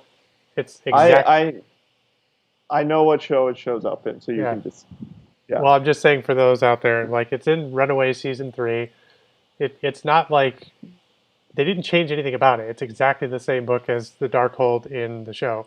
How they got yeah it is completely beyond me. They never explained mhm, how they got the book. yeah yeah. Oh, what even happened to the Darkhold at the end of the season? I don't remember. I feel like Ada, like did something with it that we don't want to talk Ada about. did something. Yeah, yeah, exactly. Ada did something. It's like whatever. Ada did something with it. Yeah, seasons 4, 5, and 6 are a little fuzzy for me, just because I didn't rewatch these seasons. I kind of like watched them as they went, and then you know moved on. I I feel like I have a little more clarity with 4, 5, and 6, especially 6 because I just rewatched it. I mean, I just watched it, Mm, but I distinctly remember like because season 4 is divided into. Okay, this would be a good point to talk about Inhumans for me at least, okay. because so far season 2 and 3, with uh, Inhumans was such a big part of the story, and at this point they started moving away from the Inhuman side, and you had less Inhumans and less Inhuman specific stories at this point. Um, and season 4 was what year? That was 17. 17, and it was kind of like they were getting away from it because the the Inhumans show hadn't aired as yet, had it? I don't think so. Yeah, it hadn't, because I think they were kind of shifting focus to that. that and hoping like that would be the launch of like Inhumans, and so they started doing other things with Agents of S.h.i.e.L.D. I take it back. It was September 29th, 2017. That was yeah, that's when we saw it in IMAX, didn't we? Okay, so very briefly about Inhumans, that that that is the it's It's the bad. Batman and It's Robin of the really really MCU. bad. It's not even that. Batman and Robin had a budget. Like Inhumans didn't have a budget. We saw the first two episodes in IMAX, and it was like, why did we watch it in IMAX? Why did we spend that money? Well, they spent the whole Um, time like talking up the fact that in Humans and shooting with IMAX cameras, they cut a deal with IMAX. and I love Black Bolt and Medusa. I love those two characters. And then Budget this Cyclops, and Mac and huh? budget Cyclops. Budget Cyclops and Maximus, and it's like we're watching it on IMAX, and they're supposed to be on the moon where they have their own like technology, and suddenly to depower Medusa because they don't have the budget to do her hair, they pull out a trimmer that you can get at Target, and they shave her head, Hmm. and it's like Matt, our friend Matt, saw Inhumans with us in the theater. And by the way, there were only two other people in this IMAX with us for what was it, like the first showing of the day? Like one of two showings, period. Yeah, one of two showings. And I looked over. We were all laughing, and Matt had turned red, like he could not breathe. He was laughing so much, and I took a photo of it, and it's on my Instagram of like Matt just like uncontrollably like chuckling. And that was, I have to say, that might have been the most fun I've had in a theater, watching a film, but for the wrong reasons.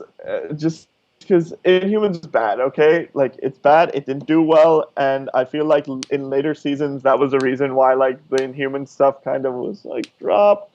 And then the Fox deal kind of happened, and now they're pushing mutants again, and Inhumans has been, like, tucked under the rug, and they're like, it's never happened. Well, they're doing a bad job of keeping it under the rug. Like when Disney Plus launched, that was like front and center on the Marvel page, and I was just like, Well, I'm sure they want to try and make their money back on it. They spent a couple of dollars on it, yeah, they told Gorgon to bring his not as shoes. many. They told Gorgon to bring his shoes. They told Medusa, "Don't worry that your lav is showing through your dress. Like it's no big deal. Who's gonna notice it? Yeah, who's going to notice that Everyone." we shot a frame inside an apartment building and then we filled 98% of it with the ass of a dog?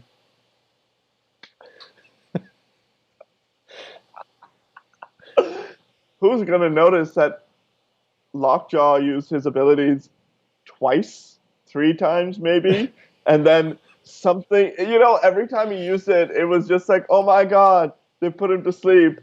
He the second time I was like, they landed on Earth, and I was like, he's gonna get hit by something, and then this ATV comes out of nowhere and hits him and just knocks him out of commission, and it was like, yup. I think you, me, and maybe one other person is the only people that I know that finished that show. Yeah, yeah.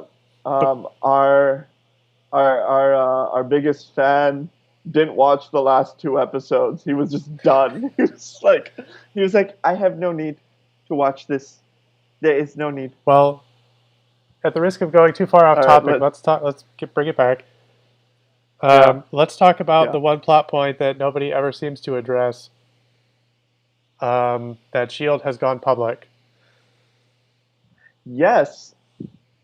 And that's why I said earlier, this is the point where we're like, forget what's happening in the films. We're doing our own thing because Shield is public.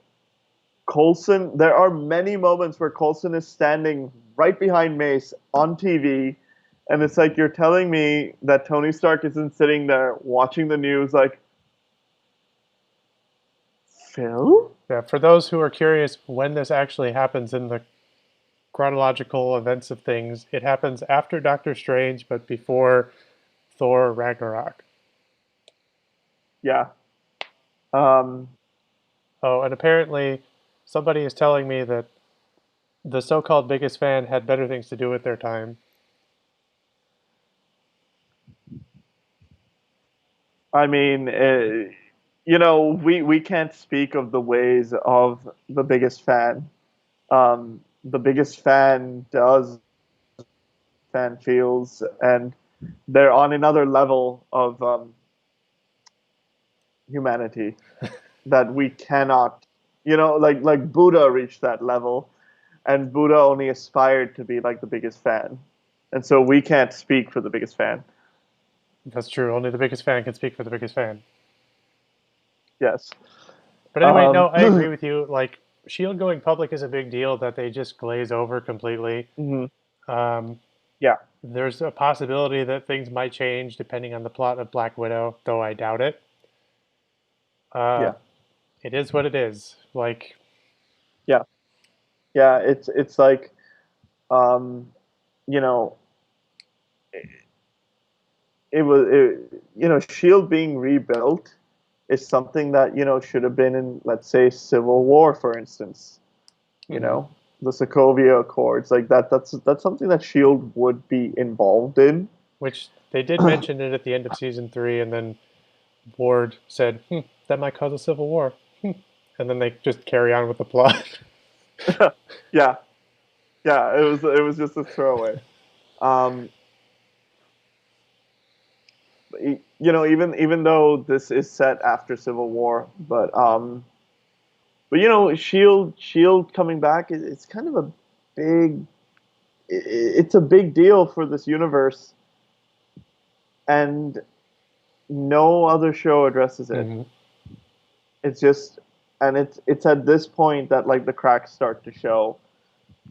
Even though the first half of this season is great, like the Darkhold and Ghost Rider stuff, fantastic, and we got Johnny Blaze. Like they didn't just forget Johnny Blaze. Hmm. Briefly, they teased us and did nothing. Well, I remember mentioning that to you, and I mentioned something very specific uh, that you immediately debunked. So, Oh, but that which was back. Well, that was back when I thought that Jeff Loeb had more power than he actually did. oh, which thing? When I mentioned that them including Johnny Blaze in the story basically forced Feige's hand. Yeah, which it didn't because Feige does what he wants. He goes where he wishes. Feige goes where he wishes. But yeah, like this was that point where you could tell that they were like, we're going to keep doing our thing because we Hmm. have to. Like the tie-ins at this point also just like what were you talking what you were just saying about like Ward's line, that could cause a civil war.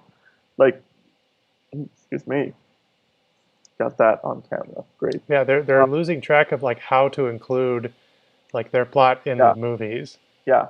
Like the Darkhold, the supernatural aspects of the first half of the season was their tie-in to Doctor Strange.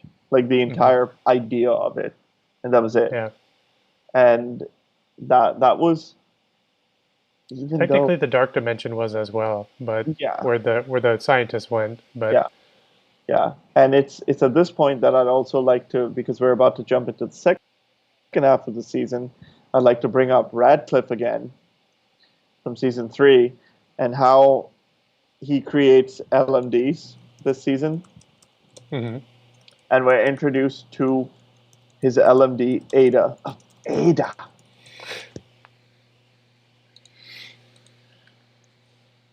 It would actually be One the. one big thing is that, like, huh? I was gonna say it would actually be the middle third because this was split into 3 arcs. Yeah, yeah, but he was working on the LMD from the beginning of the season, but Hmm. basically, like, the Radcliffe starts out with good intentions with why he creates the LMD, but it's the exposure to the Darkhold that kind of takes him over the edge, Hmm. and it corrupts him, and that is his eventual downfall. Um, and then like the Watchdogs also brought up again this season, and we're introduced to their leader, the God, what was his name? Who, Ivanov? Ivanov, yeah, the superior, yeah, And um, his superior. yeah, and his. If you watch Black Sails, you know what we're talking about. The superior and his superior, but oh God, But that's yeah, they did eventually deal with the Watchdogs. Like they closed out that plot line. yeah, yeah. Because they kind of like they team up with Ada and they start like they're kind of forced to team up with Ada because like she takes their leader and she puts his head in a jar, which is very Futurama. Um, and she just creates a bunch of LMDs of him, and it's like suddenly he is the thing that he hates. Um, Hmm. and that's the big thing that after the Ghost Rider thing kind of closes, we go into this LMD story with Radcliffe and how he kidnapped May and he starts replacing each member of the team with an LMD and places them in this virtual world called the Framework, which he's creating as a paradise for humanity. And things go astray when he commands his LMD Ada to protect the Framework at any cost, and she starts becoming more and more sentient, and she basically creates this world that's kind of perfect for her, and she becomes in and the only two people who aren't replaced are Gemma and Daisy. Hmm. And so they go into the Framework, and that's the second half of the season. And at this point, all the characters are like flipped on their heads. Like Well, Ward is back. before we get into Uh, Ward's return, let's talk about the Cell games as they presented themselves through the LMD arc. so the second half of the season is Dragon Saga. You want to Basically. elaborate because Okay, this was well, your association. okay. Admittedly, we were kind of watching both shows in parallel at the time. Like season 4 of Shield was going on, and we were currently watching Dragon Ball Z Kai. You were watching Dragon Ball Z for the first time. Yeah, and we were watching Kai, and so Not King Kai, but Dragon Ball Z Kai. Dragon Ball Z Kai. And I noticed this odd parallel between like Ada basically, using all the research and using all the things at her disposal, including the framework, to basically make a perfect version of herself or just a better version of herself. Like as we were going along in this plot, and I was like, this is what Cell wanted. Like he wanted to be a perfect being, and so Yeah, yeah, and she's just like improving herself by like absorbing things, and it's like yeah, it's the Cell games. yeah. The Z Warriors show up. Um, But it's what's his not. name? Trip is basically Yamcha. Oh God. I think I made notes later on about how there's another like DBZ reference. I don't remember, Um, but we'll get there. Yeah. But yeah, so we get in the Framework and Ada's kind of created this like utopia for herself where Hydra wins and she is in charge of Hydra and all the agents basically work for Hydra except Phil is a school teacher. Um, and then we're introduced to the first thing in the show that it it's infuriating for me, but it's not like hair tearing like infuriating. We're introduced to Fitz as the Doctor, and I didn't have a problem with Fitz as the Doctor during this season. I had a problem with Fitz as the Doctor in following seasons. Yeah, I can see that. I mean, they had to think of something to do to, make it more difficult for the agents to fix the Yeah, the Hydra framework line. Yeah. So they decided to basically turn Fitz on his head, where he's like, "No, I don't really care about Simmons," and "No, Madame Hmm. Hydra is like the object of my affection," and Yeah. blah blah blah. Yeah. And Mace dies in the framework. He dies in real life. But Ward gets that little like moment of redemption this season where he is a sleeper agent again, except he's Shield instead of Hydra this time. Well, you called And it's that. like, You laughed about that because you said, "I'm going to laugh if he is like a sleeper Shield agent." yeah, yeah. When they first showed him, I was just like, watch, he's going to be Shield in this season, and he is, and it's just like I laughed so much because I was like, yep, good old Ward, never on the side he needs to be on, you know, Always in opposition. always in opposition. But they did give him like his little like the proper goodbye because I think that was the thing about Ward is a lot of people wanted that redemption arc for him because he if people still really liked him. Like I still really loved him on the show. Like I thought he was a great character, and that was the thing that I think a lot of people really wanted them to like have Ward redeem himself and join the team, or even sacrifice himself for the team Hmm. or something. But no, he died a villain, and people didn't like that. And so this was their like little moment of, oh yeah, we'll give Ward a proper goodbye because they kept digging themselves down that rabbit hole with Ward. It was like, oh, this is a moment where Ward could, oh nope, he just shot someone he shouldn't have. Never mind, you know. And so I think that was a nice touch in the framework story. But I think in general, the framework story is just so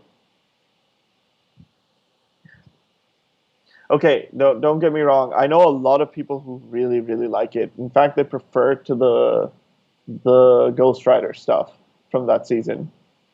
Hmm.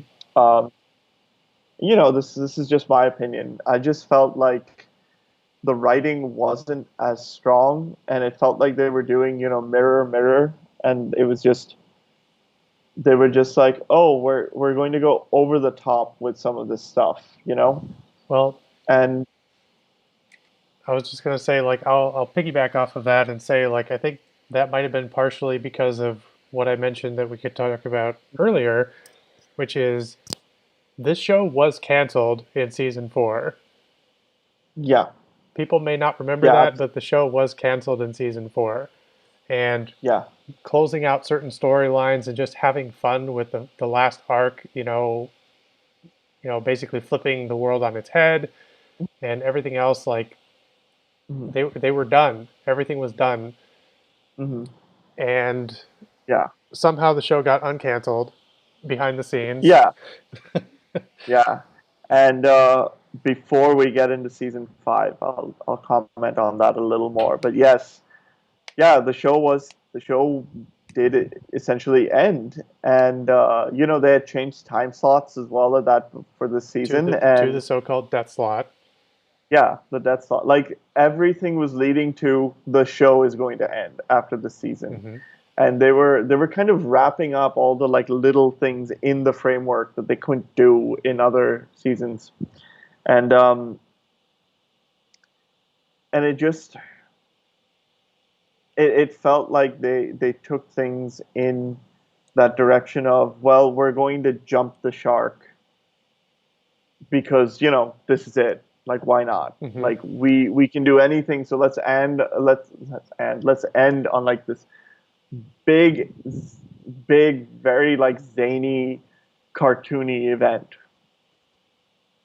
So yeah, and that's why I felt like the second I agree completely, like that's why I felt the second half of the season just was not as strong. Again, I don't think the season is terrible. Not as strong is the thing I'll keep reiterating. Like, it's not as good as the Ghost Rider stuff was. Hmm. And then, do you want to talk about anything else with the framework? Um, I guess we could talk about how Ada decides to get jealous, like as she progresses in her brain to being jealous. Well, that's after the framework. So I was going to get into that as well, but that's after they come out and Ada builds herself a body in the real world. Yeah, which was her whole point. Yeah. Um, We could talk that about she. we could talk about Trip being alive in the framework.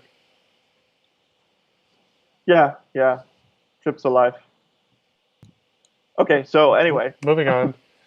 No, moving on. Trip is a great character, and just kind of the same way with Ward, like showing up on the opposite side. Mhm. It was nice to see a familiar face from, like they don't forget these things. They know that these Yeah, characters are around. So it was yeah, nice to see the Trip come back. yeah.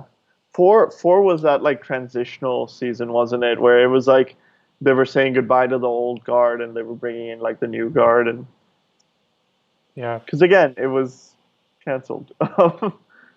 But yeah, they brought Trip back, and um, okay, so they get out of the framework, and Ada is expecting Fitz to continue their relationship from the framework, and she he Fitz does calm her down, and then he's like, well, there's only one girl for me, and she thinks that it's her, and then he's like, yeah, no, no, it's Gemma. And then the rest of the season is just Ada is jealous, which I thought was terrible writing. Like I thought that was so. I was like, who in the writers' room thought that this was okay? Like the entire idea is she's jealous that she didn't get picked, and I was just like, this is the plot. I was like, this is how we're ending this season. I don't know. I really did not like that at all. Like I thought that was very like I was like, what are you writing at this point? You know? They But needed to fill an episode.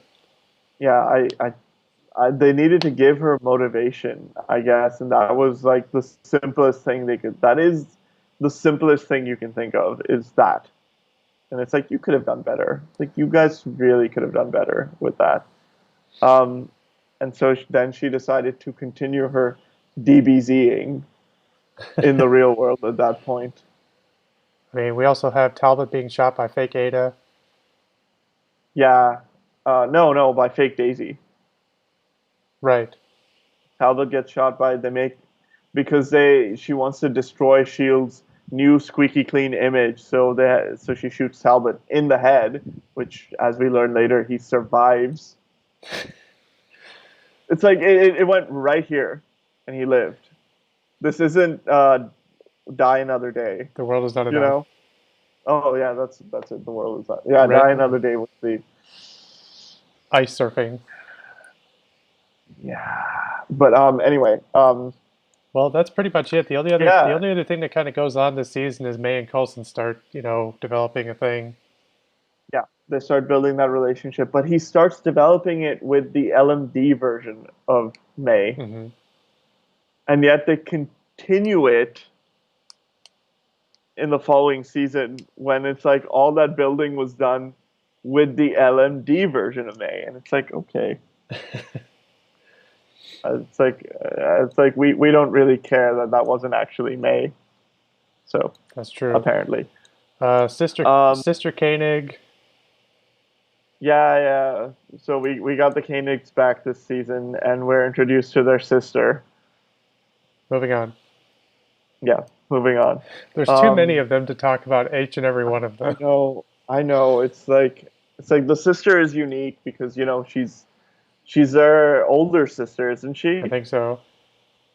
Yeah, and she's the one who's like actually in charge, which I liked. I like that it wasn't just another Koenig. It's like I mean, it wasn't just another twin, you know, Hmm.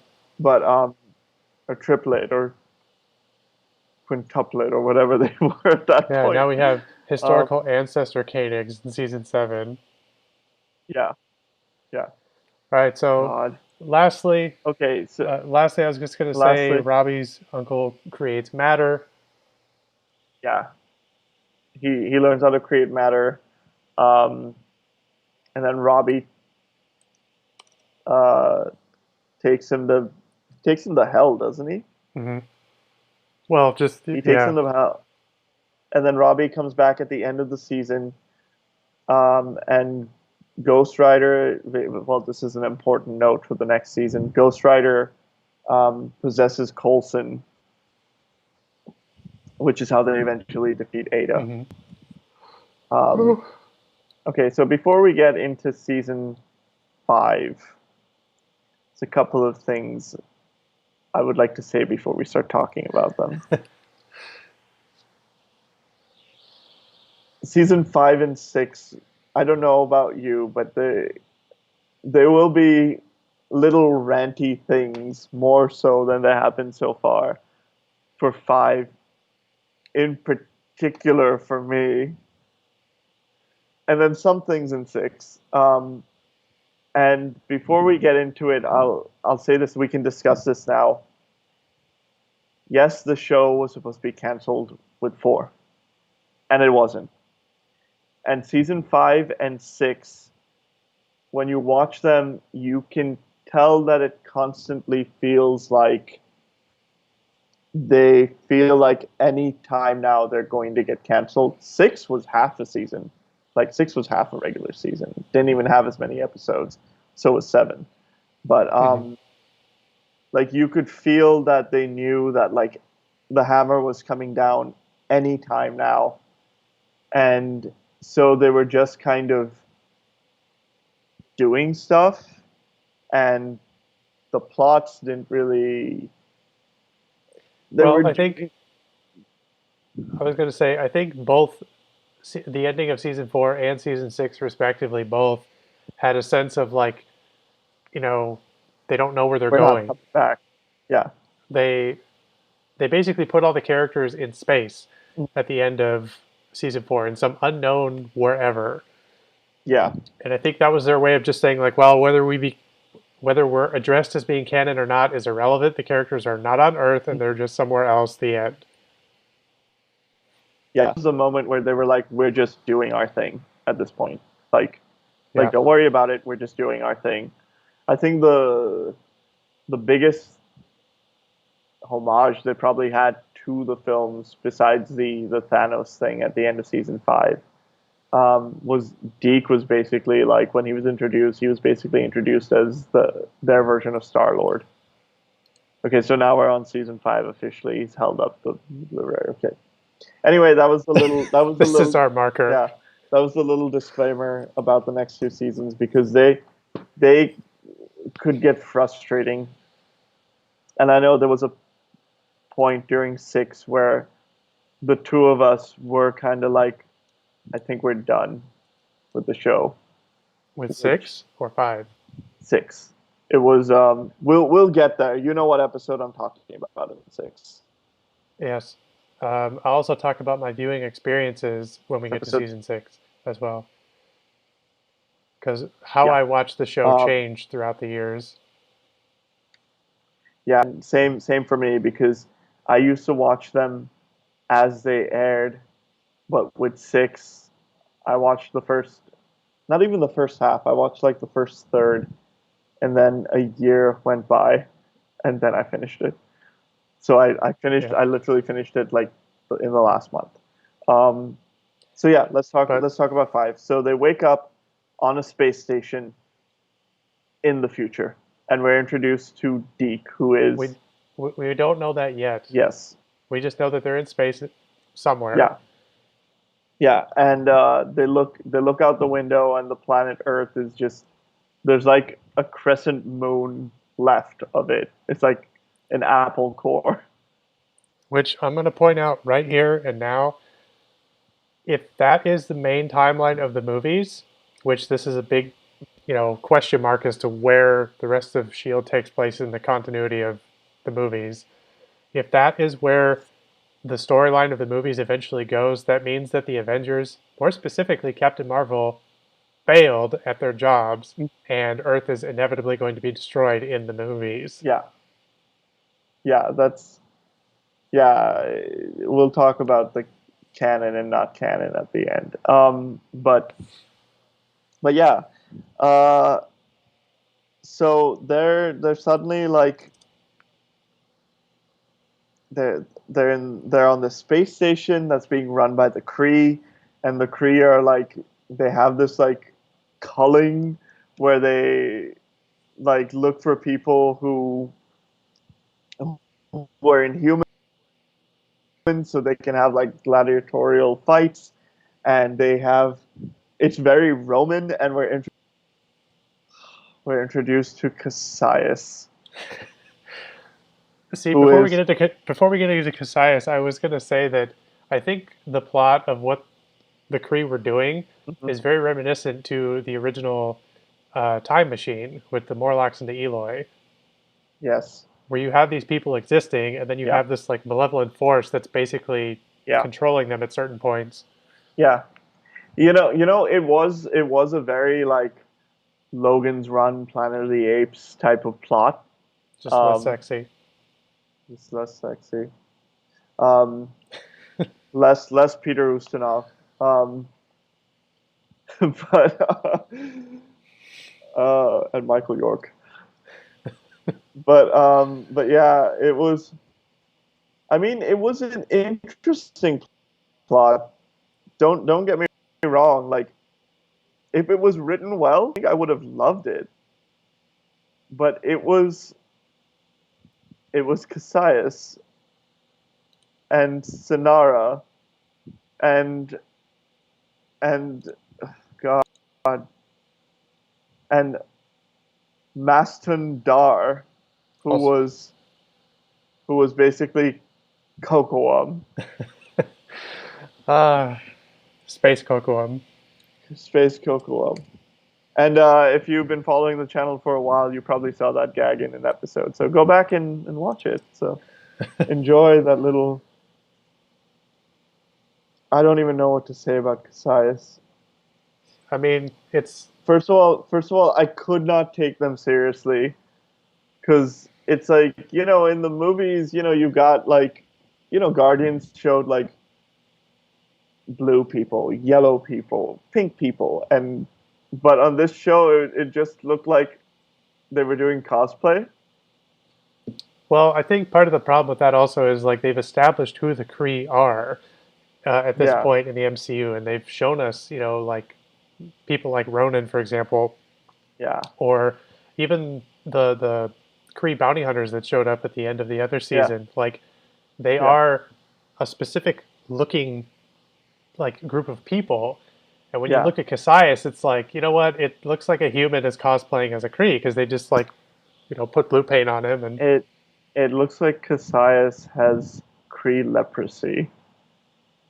well, maybe that's beneficial to them. I I know that was a mean comment, but the So I'm let's talk, sorry. huh? I'm sorry. Hate I hate Cassius. I'm trying everything to avoid talking about the thing I don't want to talk about. Well, we're going to have to talk about it eventually, but we'll get there. I was actually going to say, Yeah. let's jump over to the person that brought them to this future, which is Enoch. Enoch.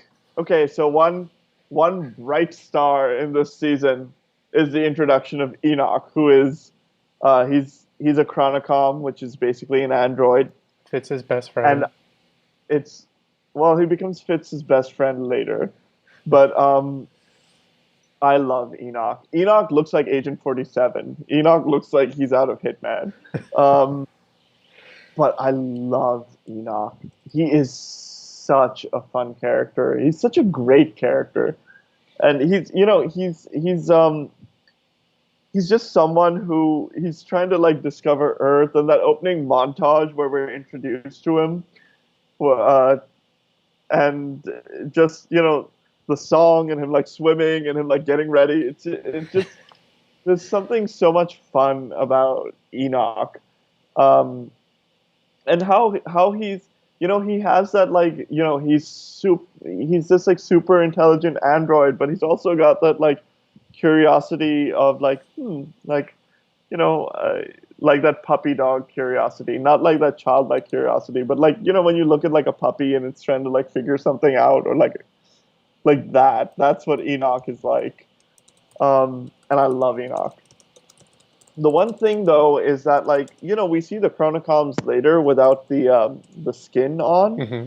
but that initial silhouette of Enoch. Correct me if I'm wrong, but that silhouette wasn't it very like alien instead of humanoid? Yeah, but that might have been intentional. Yeah, yeah, maybe. Well, I mean, I feel like they didn't know what the Chronocoms were at the time, Hmm. so. But I think But they were interested in giving this show a data, so they gave us yeah, Enoch. and they did. Yeah, and they did, and he's great, and he's great, and he's there for 5, 6, and 7. So I'm just saying that now. He's Enoch. technically there in 4, but that was retconned. Technically, technically he's there in 4, but yes, it's a retcon. Um, so Let's move to Deke, another new character. yeah, yeah. Well, I mean, I mentioned him earlier, and Deke this season was kind of, again, I feel like they were trying to make him sort of a Peter Quill, and he's a scavenger. Um, he's a guy who's like, I don't want to get into any trouble. He just kind of does his thing. He's not into like rebellions or anything, and he just kind of gets pulled into all of this. Hmm. And they kind of do a thing between him and Daisy, and I'm glad that they dropped that when you find out who Deke actually is. Yeah, but it did give us a little bit of humor with his lemons. Yes, it did because in the future, apparently, like giving lemons is like a way of telling somebody that like you Yeah, like it's a sign them. of affection.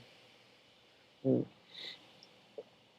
Fresh, fresh lemons. Let's see, we Um, talked about that. Well, I guess let's just get into the plot then, because yeah, let's just I rip mean, that band-aid. well, no, really, what's going on is like once they figure out that they're in the future, the goal of the team Hmm. is to get back. Like, in spite of what Hmm. Deke wants them to do, in spite of what is actually going down on the remnants of Earth, the whole plot is the agents are trying to get back to where they came from Hmm. because they were technically out of time, Yeah, deliberately out of time, yeah, because and it's like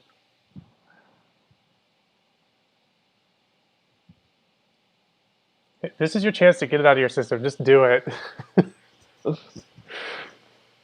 I'm trying not to curse. Okay, so the most this is the thing in the show that frustrated me. Okay, I'm gonna go on a rant. I'm warning just anybody just keep it watching. G. Yeah, it's going to be G. Um, I'm about to go on a very big rant.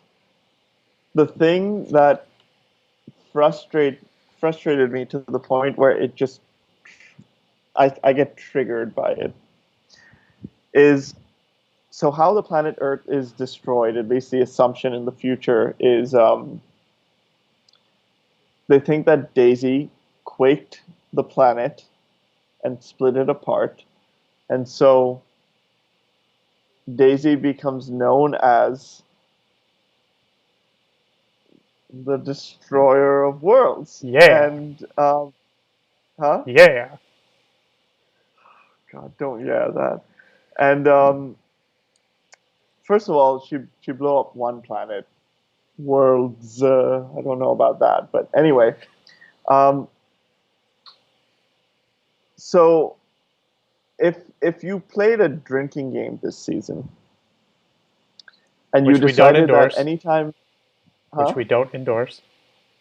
Which we don't endorse, and anytime they said the destroyer of worlds, and you took a shot, you would be drunk. Let's just say you'd be drunk very, very fast. You'd be blacked out. Um, and it got to the point where, especially Cassius, because he was obsessed with it, it got to the point where somebody would say Daisy's name, and Cassius would be like, "Ah, yes, destroyer of worlds." Or somebody would make the mistake of mentioning Daisy, and he'd be like, "Ah, destroyer of worlds." Yeah, and that, Or he'd be thinking about Daisy, and he'd be like, "Ah, destroyer of worlds." And it was like, and even Deke knew that there was a person in history known as the Destroyer of Worlds, and he didn't realize it was actually Daisy until later on in the season. yeah, yeah. But the good news is that they solve everything and they come back to the present. I, yeah, I hated that. I hate, I hated it. Okay, first of all, it's bad writing. It's really bad writing. It's terrible, terrible writing. Ah, Okay, well, let me the ask you. Let destroyer. me hold on. Let me ask you Okay, a question because in comic book lore, okay. there is a variation or a title given to Hulk at one point during Fear Yes, itself, known as Worldbreaker Hulk. yes, yes. But World Breaker, but it's not like they're ramming it down your throat because it's like it's so it's more like they're making something seem more important than it is. Like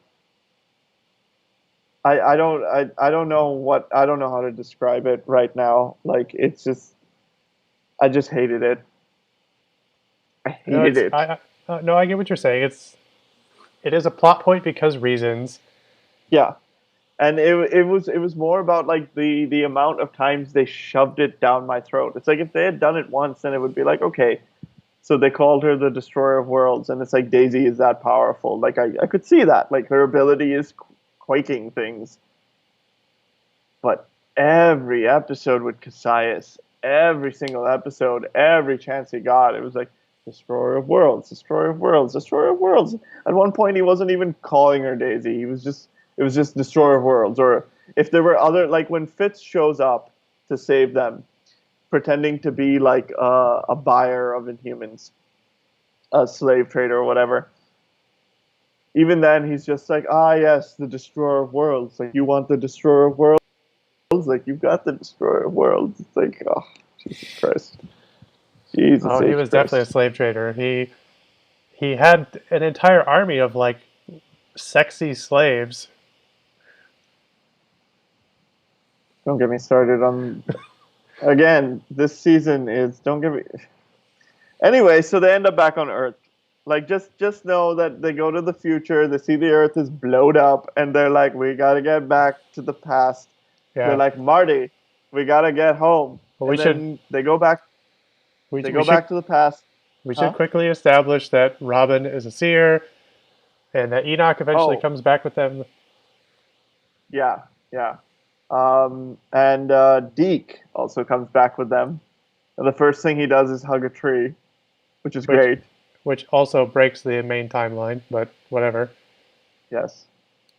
I know that there was, I'll say it here. I know that there is that fan theory. You and I were talking about it, about how Deke coming back is what changed the timeline, but I don't.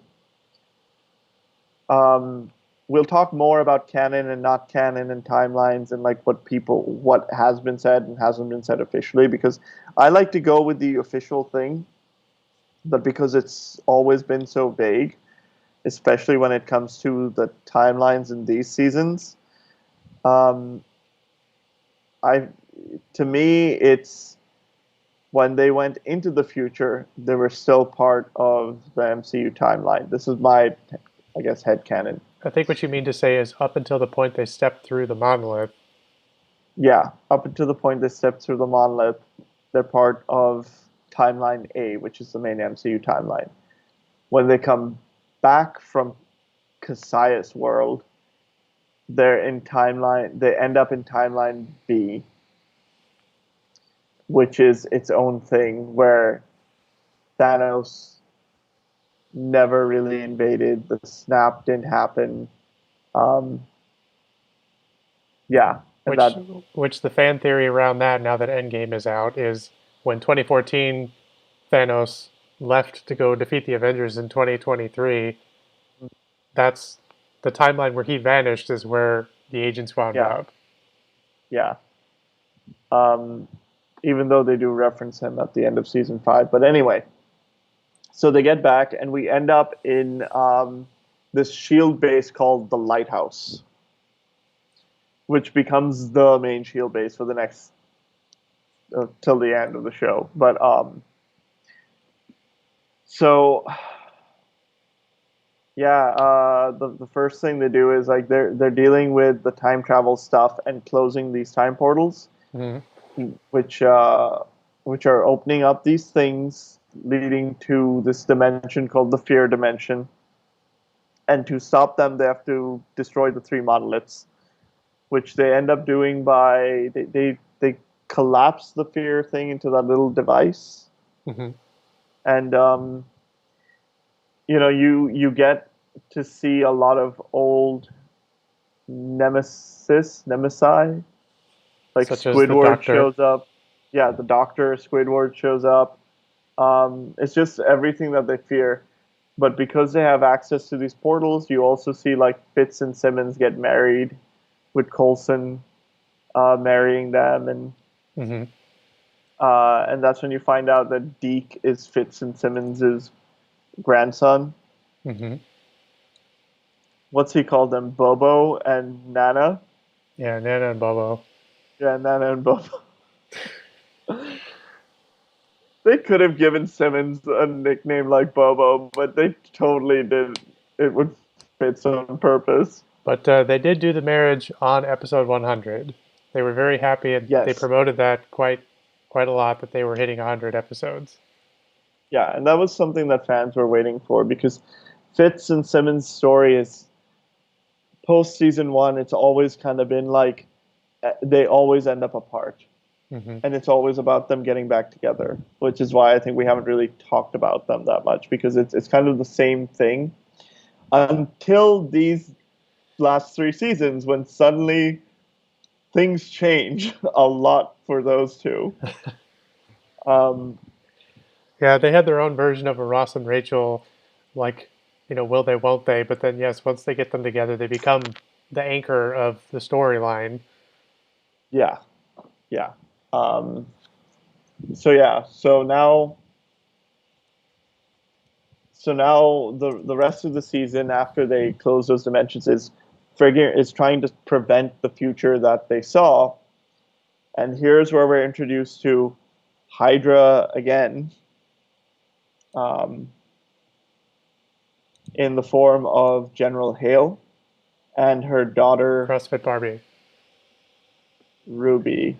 But yes, they call her CrossFit Barbie. Talbot calls her CrossFit Barbie. Talbot, who got shot in the head, point blank, Had survived. right here, survived. And he's a little off. Um, he gets captured by Hydra and Hale, and he's a little unwell in the head, Hmm. and basically like we Ruby, her mother are trying to get. I forget the order of events, but basically they're trying to get Graviton to give Ruby Graviton's powers. So she could be, like, super powered. Yeah, They brought Werner von Strucker back in for no reason during that point as well. just to be Werner von Strucker. He struck her down. He actually didn't do much of anything except just, oh, I'm Werner von Strucker. I'm here. Remember me? That's true.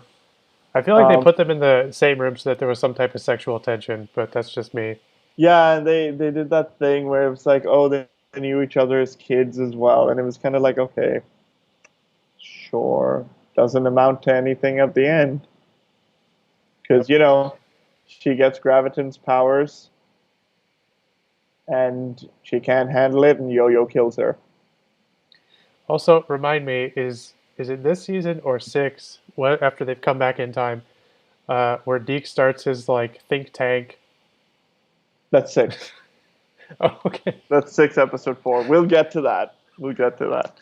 Um, but yeah, Deke at this point kind of goes off on his own because he's now a man out of time, and they're trying to erase his timeline. So he goes to like, live his life and like explore this world with things that he's never experienced before. So Deke goes and does his own thing. Yeah. Well, What else happens? since we're What talking else happens this season? since we're talking about General Hale and CrossFit Barbie, we can also talk about what happens to Yo-Yo. Yeah, because in the future, Cassius has a um, he has a soothsayer, and it's Yo-Yo, but it's Yo-Yo without her arms because when she goes back to the past, um, Ruby cuts off her arms. Which makes you So wonder how she got there, but whatever. yeah, Cassius just Cassius did. All right, so we're done with talking about that. Um, So eventually, Talbot ends up in a moment of desperation because alien ships are coming in. In a moment of desperation, Talbot takes the graviton powers. yes, and it wasn't the Kree. This was actually the beginning of like the Chronicom like becoming Yeah, the big deal. So, and this was yeah, actually when they referenced that they were going back in time to a particular event in season 7. I thought they were referring to this one, not season 6. I thought they were referring to this invasion by the Chronicoms. no, I thought they were going back to season 6 because they wanted to loop it back. But anyway, so yeah, Talbot becomes General Zod and kills Hale. He kind of goes crazy. Throughout the season, we find out that Coulson is dying because when Ghost Rider possessed him, he also removed all the Kree juices that were inside of him. And so the Coulson is re-dying from the wound that he got from Loki in Avengers. Um, and yeah, so Daisy ends up using Centipede, which to bring back. They May wants to use Centipede to save Coulson, but Coulson wants to use it to defeat um, Talbot as Graviton. Hmm. And Talbot's going even more crazy because he's got Quinn in his head because Quinn got absorbed by Graviton. That was it, wasn't it? Yeah, I think so. He's got Quinn, he's got Graviton, and he's got himself in his head. And he's just kind of going insane, and he just becomes like this, again, General Zodish villain who goes to like the invading aliens, and he's like, I am the leader now. You know, it's like I am the captain now. But They even give him an outfit with a cape, don't they? and a goatee. Oh, that's right. Yeah, yeah. They give him the whole spiel. Um, and then Daisy ends up using Centipede and launches him into space, which kills him. And then the season ends in a way where it's like if they got canceled, it would have just ended where Coulson just accepts that he's going to die, and he and May go off to Tahiti for real. And yeah, Well, I think this is also the second ending of the show. They didn't know that they were getting 2 more seasons after this, so they yeah, because remember when this season ends with them talking about, oh my god, like Thanos is showing up and the destruction that's happening. Um, like they're watching it on the news, and remember like everybody was waiting for word on the renewal, and there was nothing from any of the cast and crew on social media mhm. either. And then when they announced that they were doing not one but 2 more seasons, uh, suddenly like they were posting again, and there were like celebrations. I think it was like that moment where it was like, is this where it ends Mhm. for a lot of the people involved? So Yep. And even the final episode of season 5 is literally titled The End. Yeah, It doesn't get much more yeah, finite than that. I think at that point, because you know, Coulson, arguably the main character of the show, is dead, is dying at that point. Um, they've wrapped up everything. Like they brought back Graviton from episode 3 of season 1. hmm It's like Finally finishing that. yeah, it's like there wasn't really anything else to do. So But Fitz also dies here, yeah, Fitz dies, and they decide that they're going to go into space to go find Fitz, who froze himself for 75 years to end up in the future to eventually save them and bring them back into the past. which technically means that there's another timeline because that Fitz that's going there doesn't arrive. Yeah, yeah. Anyway, Anyway, just musings on this. You also wrote something about Ruby getting the powers and then can't handle it, so she dies. yeah, that's what I said already. Um, yeah, so that's season 5. It's kind of it's not a mess because they do have like you know they do have their three plot structure which they have every season. Um, yeah, but that's season 5. Not their best. No, but not the Not their worst best. either. Yeah, not the Here worst. we go. We're now on the worst. In our opinion, this season 6 is the worst season. Yes. This is actually at a point now where like I have no idea. They have not put this out on Blu-ray as far as I'm aware. So it's turned Oh, so no, nothing to hold up. no, in terms of owning this, I don't know. At this point, they might as well just put out a whole series on Yeah. this. But anyway, yeah, I remember when they announced 6 and 7, and I was like, oh great. And they also announced that Coulson was somehow a main character in the story. Yeah, and it was like, what? Because yeah, Clark Gregg had said a couple of times in he that like he didn't want them to bring Coulson back again. hmm Like he wouldn't still mind playing Coulson, but he didn't want them to do anything like cheap to bring him back. Right. But and in my opinion, they didn't, and they probably because of the 2 seasons that Mhm. were kind of greenlit at the same time, they probably sold him Mhm. on the season 7 version of Coulson to sell the Yes, season 6 version of Coulson. I could see that. I could see that because the season 6. So Coulson reappears as a character called Sarge, who's dimension hopping or world hopping, and he comes with this motley crew, um, consisting of a bunch of cliches, um, Including a bunch of they're basically an RPG army. There's the tank, there's a yeah, healer, yeah, and then there's the DPS. wild Yeah, card, there's all the DPS, yeah, damage per second people. yeah, and yeah, basically he shows up and then the problem with this season was the first like 5 episodes. 5 episodes. First of all, at this point they've gone down to half season, so it's only 13 episodes a hmm season. The first 5 episodes, none of their plots are like aligning.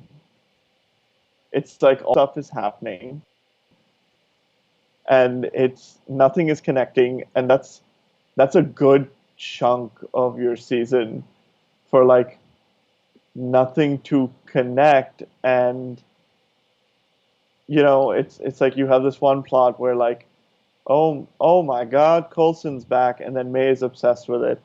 You have this one plot where um, Daisy and Gemma and Piper and Davis. We should mention Piper and Davis. There, we did it. Moving on. Yeah. Um, I'm sorry, but like tertiary characters are not like my focus of a show, and well, that's not Agents of Shield. It's most shows. Like I just I don't mind them. It's just I don't like how they introduced Piper and Davis because it was just kind of like there was an episode, I think it was in season three, where they're or four, I don't even remember, where they're like they walk into the Zephyr, and suddenly it's like there's just a group of people like name dropping, like we should know them, and they're like, oh, that's so you, Piper, and it's like who? And suddenly like everybody's talking to them like they're like they've always been there. It's like you remember me. I was standing just off camera. Davis was in an episode of season one apparently, but like everybody else is kind of like, who are you? Like I don't know you people, and they're not even using you to your full extent. Like you show up like every 4 or 5 episodes for like 5 minutes, and then they tried making them more significant, and it was like they were never characters that I think were well developed, and they were never characters that I connected with. But anyway, so yeah, Piper and Davis are there in space with Daisy and Gemma, and apparently we're supposed to care about Piper and Davis because I don't know why, but they're looking for Fitz. Fitz and okay, so this is probably one of the best things about the season is Fitz and Enoch, because and Enoch Hunter. in season six, Hunter's in five. Right. I got my yeah. You're right. I got my seasons mixed up. Yeah, Hunter briefly reappears in five. We forgot to mention that, Hmm. but but not Bobby because she's busy on the Orville, which is a really good show. Um, but anyway,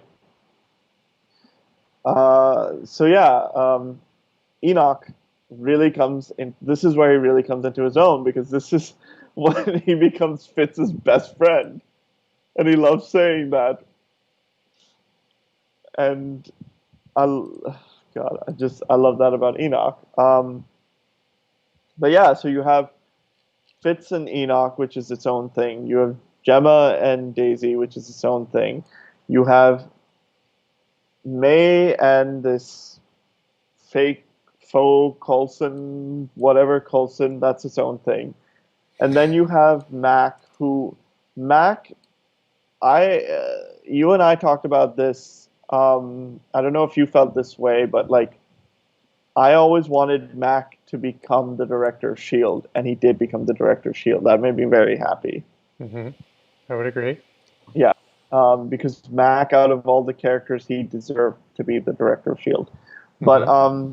so Mac is now the director of S.h.i.E.L.D., and his and Yo-Yo's relationship has kind of fallen apart, and she's seeing another agent, and that's its own plot, and it's like, and then at the same time, there's also these bats that they're calling birds that are like possessing people and basically turning them into these vampire things that have like crystals come out of the like do you see like how the story is just like all over the place, and like yes, everything reconnects eventually, but it takes a good 5 or 6 episodes Hmm. before everything does, and it's like you're halfway through the season at that point before things start like working because it's such a slow season, and so much of it feels like filler and just dragging things out, and yeah, it's just I don't know. It was a great season. Um, No, I felt this it is was actually their weakest. yeah. This is actually a point where like I used to watch the show weekly, Um, Yeah. or in one case, I had to watch the season kind of in chunks or bulks, like just because of circumstances. But with season six, I had ample opportunity to watch it, but I Hmm. didn't. And weeks went by on end when I was just like, oh, right, Shield aired, and I Yeah. just whatever, and I would go another week without watching it. Hmm. And I eventually had to catch up because I had to catch up. But it wasn't because I Yeah. wanted to, it was because I had to catch up. Yeah. But I remember telling you this when this season aired that never in my life have I ever watched a show where what is going on in season one and what is going on in season six, or at the time, the latest season, is so far away from the original concept that it's an entirely new show in and of itself. Yeah. You know, no, go on. I was just gonna say, like, it's quite interesting to think about that what you were talking about with the bats and other Hmm. dimensions, and these we have monoliths and Hmm. characters coming back left and right. Like they bring back Flint at one point in the Hmm. season, and there's just so much nonsense that happens in the show that it has nothing to do with espionage anymore. Yeah, that's why I was saying season three, when Bobby and Hunter leave, the Spy's Goodbye is the last moment where it's an espionage show for me. Hmm. This is also the season And where Oh, this is also the season where I've discovered the other Dragon Ball Z reference. oh, we'll just let me say my thing, and then we'll get to that. But it's I was just talking to somebody last night about this, and I was saying that you know season three with Hive and all that, it's like okay, they jumped the shark a little there, and then season four rolled around, and it's like oh, you're okay, so they didn't jump the shark in the last season, they're jumping it this season. And season five happened, and it's like, okay, so you're jumping the shark this season. And then season six happened, and it's like, oh my god, like this shark isn't even like you've shot past it at this point. Hmm. Like yes, that's absolutely how I feel about the show as well. It's like season one, two, and to an extent three don't feel like the same show as season um let's say five onwards, because four is kind of in a gray area Hmm. for me. Um, it's it's absolutely not the same show at all. Like this, like it's just kind of like they had these characters and now they're just throwing them in scenarios. And yes, that is a very comic book thing to do. It is, but to an extent, like Daisy has powers, Yo-Yo has powers. The rest of the team doesn't. Well, That's it's kind of like the opposite of the Justice League, where like Batman is the only one without powers, and oh wait, sorry, I can't talk about DC. I don't know. It's just we're so far away from the idea of Agents of Shield that like it's like what is Shield anymore? You yes, know? it's Agents of Time hopping, alternate reality hoppingness. Yeah, it's Agents of whatever happens that week. Um, Well, is there anything else? but Is there anything else we want to talk about this season before we kind of wind it down? yeah, yeah. There's a couple of things. First of all, the DBZ reference you were talking about. Oh, well, you wrote in here that the truck that never stops moving, and that just reminded me of, Yeah, yeah, the planet with 5 minutes left, or Goku alive for one yeah, day. yeah, yeah. It's like that truck is just a couple. It's like less than a mile away from this like big tower that these. Okay, so okay, let me talk about these vampire bats for a second because there's a lot that happens. There's a lot that happens this season. So these bats can possess people, and it turns them into these zombie things, but also turns them into these big crystal things. And then the bats can also combine together to create these big crystal things that become a big tower that could potentially destroy the planet, but it's not important because it's never brought up again after they deal with it. And the way that these bats possess people changes in the second half of the season, and they don't even call them bats, they call them birds. And so like so these so you find out that like this alternate version of Coulson, Sarge, has come to this planet um, to stop this person called what was her name? Izel? Iso. Is that it? Izel. So he's there to stop Izel. Izel is someone who is bringing Fitz and Simmons back to Earth. From But her goal is to like possess all these people, and for some reason, like she's trying to bring her people into our dimension for so that they can have like a body, but when you actually see them, they all have bodies, so it's weird. But They have husks. uh, they have husks. Yeah, it's like to possess people basically, because that's what she can possess people. Which then it's like the bats are called what the Shrike, Shrike. and it's like we kind of forget about the Shrike and their stuff in the second half, and it's just like, oh, our people are coming out, but they are the Shrike. But no, they're also the Shrike, and it's like maybe I just didn't care enough to like put the pieces together. I'm sure somebody else out there is right now is like, but it's this. It's like okay, but Well, but well, it's they kind of bring it all together because they had to solve two plots at once, which was yeah, why is Coulson back and how do yeah, we get Fitz? yeah. Like they do eventually bring it together, but it's the nature of the motivations of each character, and like the things that are happening is so like all over the place this season.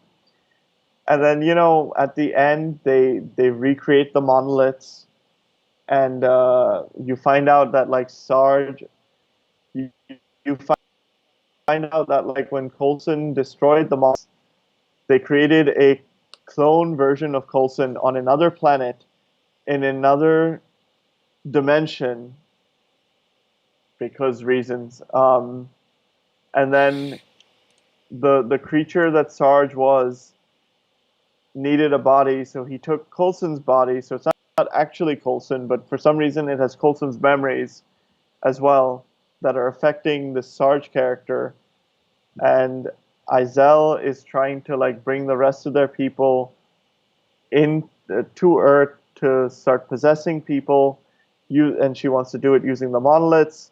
And then it basically becomes the Mummy Returns at the end. Yeah, kind of. I can see that. And it's the whole no scene, like it's all there, and then May gets stabbed, Technically, May and she dies. she basically yeah, technically May does die. um, Sarge realizes he wants to be evil and not be Coulson, and they eventually destroy the monoliths. They kill Sarge using a magic sword. Like Yeah, pretty much.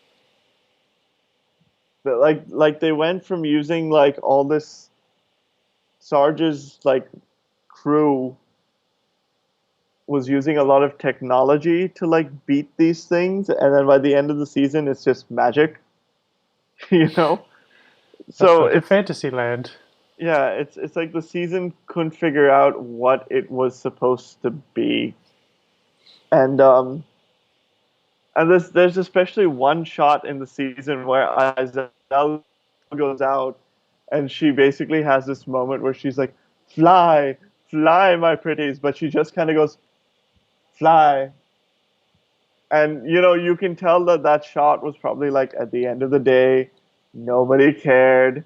They had to get it done, and it was like one take of like, go, okay, bye. Um, See you later. See you later. But yeah, so that's season 5. 6. It's a mess. Sorry, I'm still on Cassius. Season 6. The It's a Destroyer of mess. Worlds. It's a complete.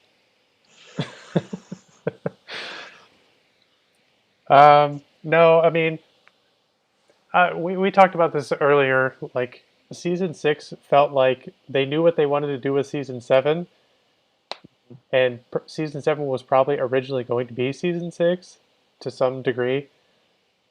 But when they found out they were getting both seasons, then they had to figure out how to get to that season. Yeah, And so they were like, what yeah, do we do?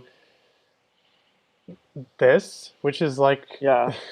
Because it would have been a very easy retcon because they never actually mentioned like when the alien army comes at the end, they never. It would have been a very easy retcon to be like, oh, like the Chronocoms or the alien army that's shown up, mhm, and then that leads into season 7. But you know what season 6 is? It's anime filler. It's just a filler arc, just to get you from one place to another. Because coming back to season 7,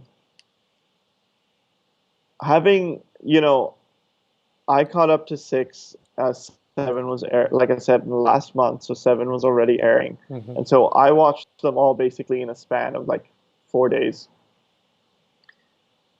And watching 6 and 7 back to back is like night and day because immediately, immediately when 7 starts, it's so different, and it feels like a Shield episode. It feels like an older Shield episode, mhm, and it's fun and it's quirky and it starts moving away from that like grittier tone that they had been trying to do. And yeah, it's just you could tell that 7 had a lot more thought put into it. mhm. And they also got Sousa's story wrapped up from Agent Carter, um, and they gave him a purpose, or they gave him a future, made him Daisy's lover, and it was just so different. And we haven't even talked about the fact that like Fitz wasn't even in the season um, for the majority of it. He just shows up the last minutes of season 12, and then he's in 13. But it worked. But removing Fitz, but having his presence still there, worked so well for the story. There were a couple of things that I didn't like about season 7, or I thought were weak. The villains. You and I did talk about this separately. It felt like um, the last season of Breaking Bad, where it's like suddenly it's like neo Nazis, and it's like, oh, after all those villains for so many seasons, like. And I love the ending of Breaking Bad. I love that show, and I love how it ended. I was very happy, but it was just kind of like, oh, okay, so now these like random ass villains who I didn't really care about are there. And it's kind of like when Nathaniel Malik becomes the like villain halfway through the season, it's like you only have 13 episodes, so you're basically using something like 6 episodes to build up this guy who his motivation is so weird because he's such a cartoon villain because he's like anarchy, anarchy, and then toward in like one of the last episodes he's like he's just like, how am I gonna take over the world? I mean, anarchy. You know, Mhm. it's it's like, and then Cora suddenly shows up, Daisy's sister who doesn't exist in the main timeline, um, That and we know it's of. that we know of, and it's like suddenly she's super important, And it's like, and she's also very like, they were building this thing with her where like she couldn't control her powers and this and that. And then Nathaniel shows up and he's like, do you like anarchy? And she's like, yeah. And they're like, let's go do anarchy. Yeah. And it's just one note. So they're very flat villains, and they missed. I feel like I feel like with the main cast that we've been following, they did a fantastic job of wrapping things up. Hmm. I think they did a really good job. I think we got a lot of character development right at the end that we hadn't had before, and it was fantastic. But when it came to the villains, it felt like they just needed to fill that space. And I feel like what was his name? William Malik, Gideon's father. Hmm. I feel like with his deal with the Chronicoms and how they had set him up, they missed the chance of having him being either the recurring villain where he found some way to like live on, or they missed the chance to have Ward be the villain of this season I mean, by having. they could have also brought back Whitehall because he was Yeah, alive and well back then too. and they brought him up all the time. They mentioned him so much in the second half, but it was like these were Whitehall's plans. It's like if they had brought, with all the time jumping, if they had brought back an older villain, which I'm getting to him, um, which it would have been as like the main villain, it would have been a nice way to wrap it. But we got young Garrett, who, as I described to you in text after I watched the finale, was FPS Doug Garrett. Because it was just like, whoa, hey, check it out. Powers, whoa. And it was like, and that's James Paxton, that's Bill's actual son. Hmm. But it was just like, I'm John Garrett. Look at my powers. And again, it's like, why didn't Nathaniel just take everyone's powers? Why was he being so generous? And what was his motivation? Like, he keeps saying anarchy. It's like, why is he doing this? Because he saw Daisy have powers, and that's not the character of Nathaniel that we established in the other timeline. So it's weird. It's weird, and that was the big thing that I was kind of like, about the season. But I do think that this was one of the best seasons since season two, and I really, really loved. Like, I could not stop watching it once I started. Like, Hmm. I thought it was great. The rest of the stuff that it did, fantastic. Um, we should probably talk about the ending, and we should talk about fan theories that people had.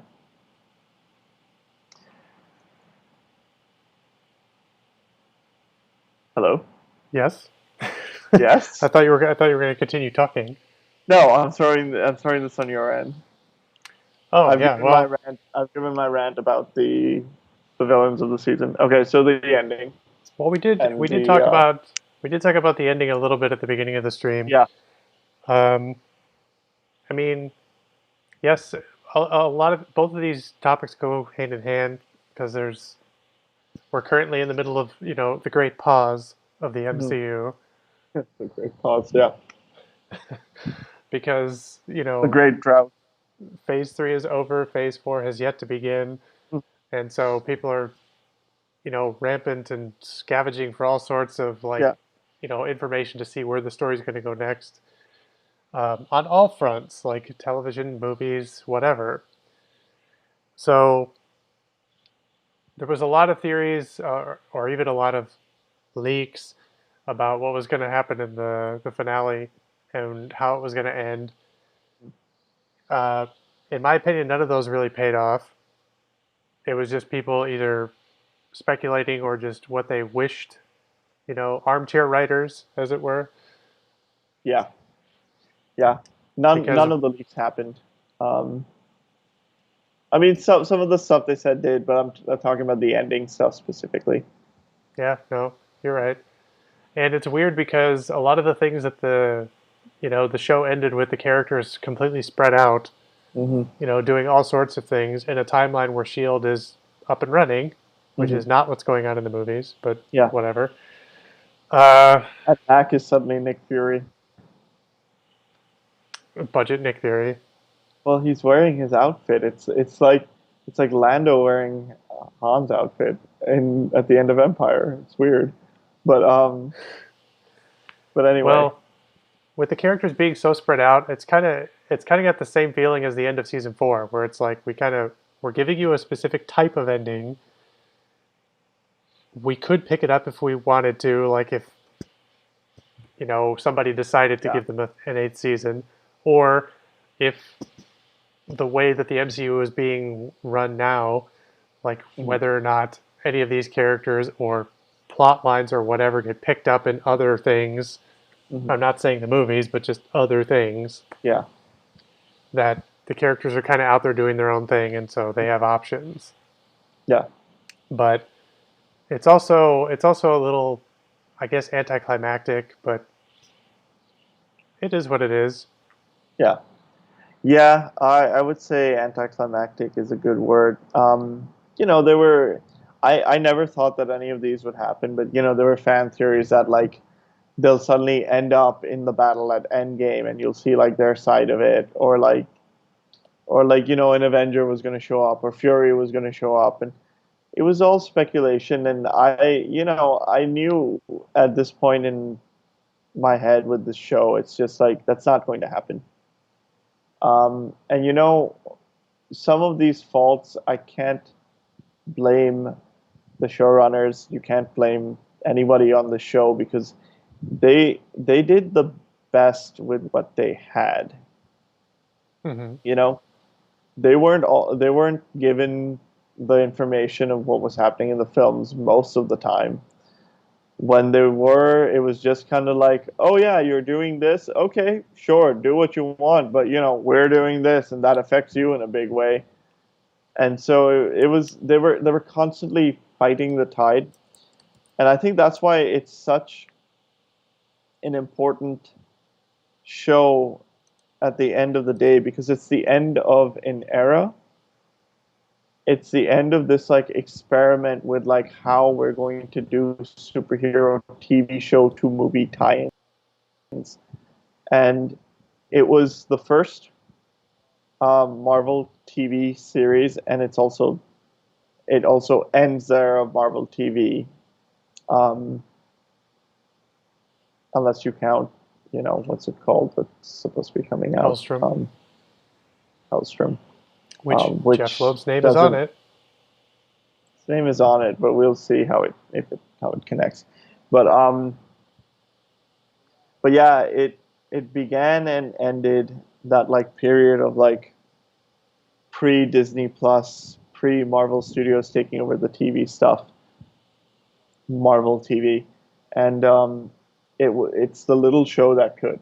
Um, Somehow it managed to dodge so much and work around so much and yet still build characters, tell stories, and as much as like ranted about like, oh, this season was like this season was like that, and this was like this, like they still made it work. It was still enjoyable to watch, minus Casais. um it, yeah, I think that's the big thing about the series, is that at the end of the day, I would still tell people to go see it. Like I would never tell people that like, yeah, it kind of drains you a little towards the end there, but this was a show that within episodes I was like, this is a good show, you know? Hmm. And it also ended with a really good season. Um, which I think is really great. Were there some things towards the end that I feel like they should have changed up? Yes. But I think at this point it's become a part of Marvel history, of comic book history, of comic book television and film history, and they learned a lot of lessons from this show, and I'm very glad we got it because when they announced it and they said that Phil was the lead character, my reaction was kind of like, "Do we need that?" And we did at the end of the day. That's my opinion. I don't know how you feel about it. No, I'm actually quite happy that the show existed. It's been through a lot, as we've mentioned quite often on this. Mm-hmm. It started out as something that gave people a lot of hope that they would see their movie characters more often. Mm-hmm. It became a gap filler. Mm-hmm. It became something about space. It became something about alternate realities. It became about characters that were a part of, Robots. yeah, robots. It became a story about characters who discovered themselves as a family, and even when, Mm-hmm. the bigger picture crumbled in front of them, they stayed together, Mm-hmm. Mm-hmm. regardless of what timeline they wound up in. Yeah. And there's nothing wrong with that. Maybe one Yeah. day I will watch the show again, but and I don't mean that as a negative, like I won't. I'm Yeah. saying like one day I will watch the show again because it was enjoyable from beginning to end to some Yeah. degree. Some degree. Um, And yes, so I for guess. anybody that Hmm? has stayed this far into the stream, yeah, there's a lot of things that we didn't talk about, like Mac and Yo-Yo or where the snap falls during all this. Yeah, we didn't go into detail with it. However, I will ask you this on that note: canon or not canon? Because I have a complicated answer for that for myself. Well, I do as well. Like, I think it is canon, but I think at a certain point it went into its own continuity. Mhm. I That's how I feel. It's canon for its own timeline. Yeah, I think the first four seasons, can be considered part of the movie timeline continuity. But Mhm. then after that, For as part of McDonald's University MCU. absolutely. What? But then after that, it goes into a variety of timelines and realities that just, like I said, if the Earth is broken, that means the Avengers failed. Like it makes no Yeah, sense. So yeah. to me, that means they're in their own continuity at that point. And I would actually argue that when they stepped through at the end of season 4, that's Mhm. when they jumped into a different continuity. Yeah, Like the whole Cassius and all that nonsense, that's continuity B because they're in a place where the world is broken. Like, yeah, I mean, if this was a comic book story, like literally written out in the comic books, I would assume that when they yeah, hit Earth, they would have probably found a superhero just hanging out, like, you know, yeah, I'm still around. Like Wolverine, for example, I'm still here. yeah. Yeah, I mean, if this was a comic book story, it would be a DC story, especially the later seasons, and they'd be punching the walls to change reality and the timelines and all that. So, Get ready for the light show. but God, Well, I think that yeah, that's I a think good. that's a good place to kind of end this. Yeah, this is run. I thought this was going to be like an hour, Nope. but this was a show that you and I in particular like, and a few of our friends, we stuck with it from day one to the last day. Yep. Yeah, uh, And I'm glad I did. yeah. So that's Do you have other shows to catch up on? yeah. I'm busy, um, but yeah, that is that is Marvel's Agents of Shield, and so this is If anybody wants uh, us to cover anything else, show wise, obviously put it somewhere in the comments. yeah. We'll try and be more concise with it next time too. Well, the seasons they were shoving more stuff into the later seasons to be Yeah, convoluted. So like, there's more to talk about in the later seasons than the earlier ones. that's true. But Oh anyway, boy. uh, I'll try to fill either. Oops, I'll try to fill either this gap or this gap next time we do this and make things look a little more filled out. We're still learning the live Like my streaming backdrop. process. No, that's just freaky. It looks like Norman Osborn's house. Anyway, thank you for being fans. Thank you for watching our live stream. Yep. We're still working on those so-called episodes.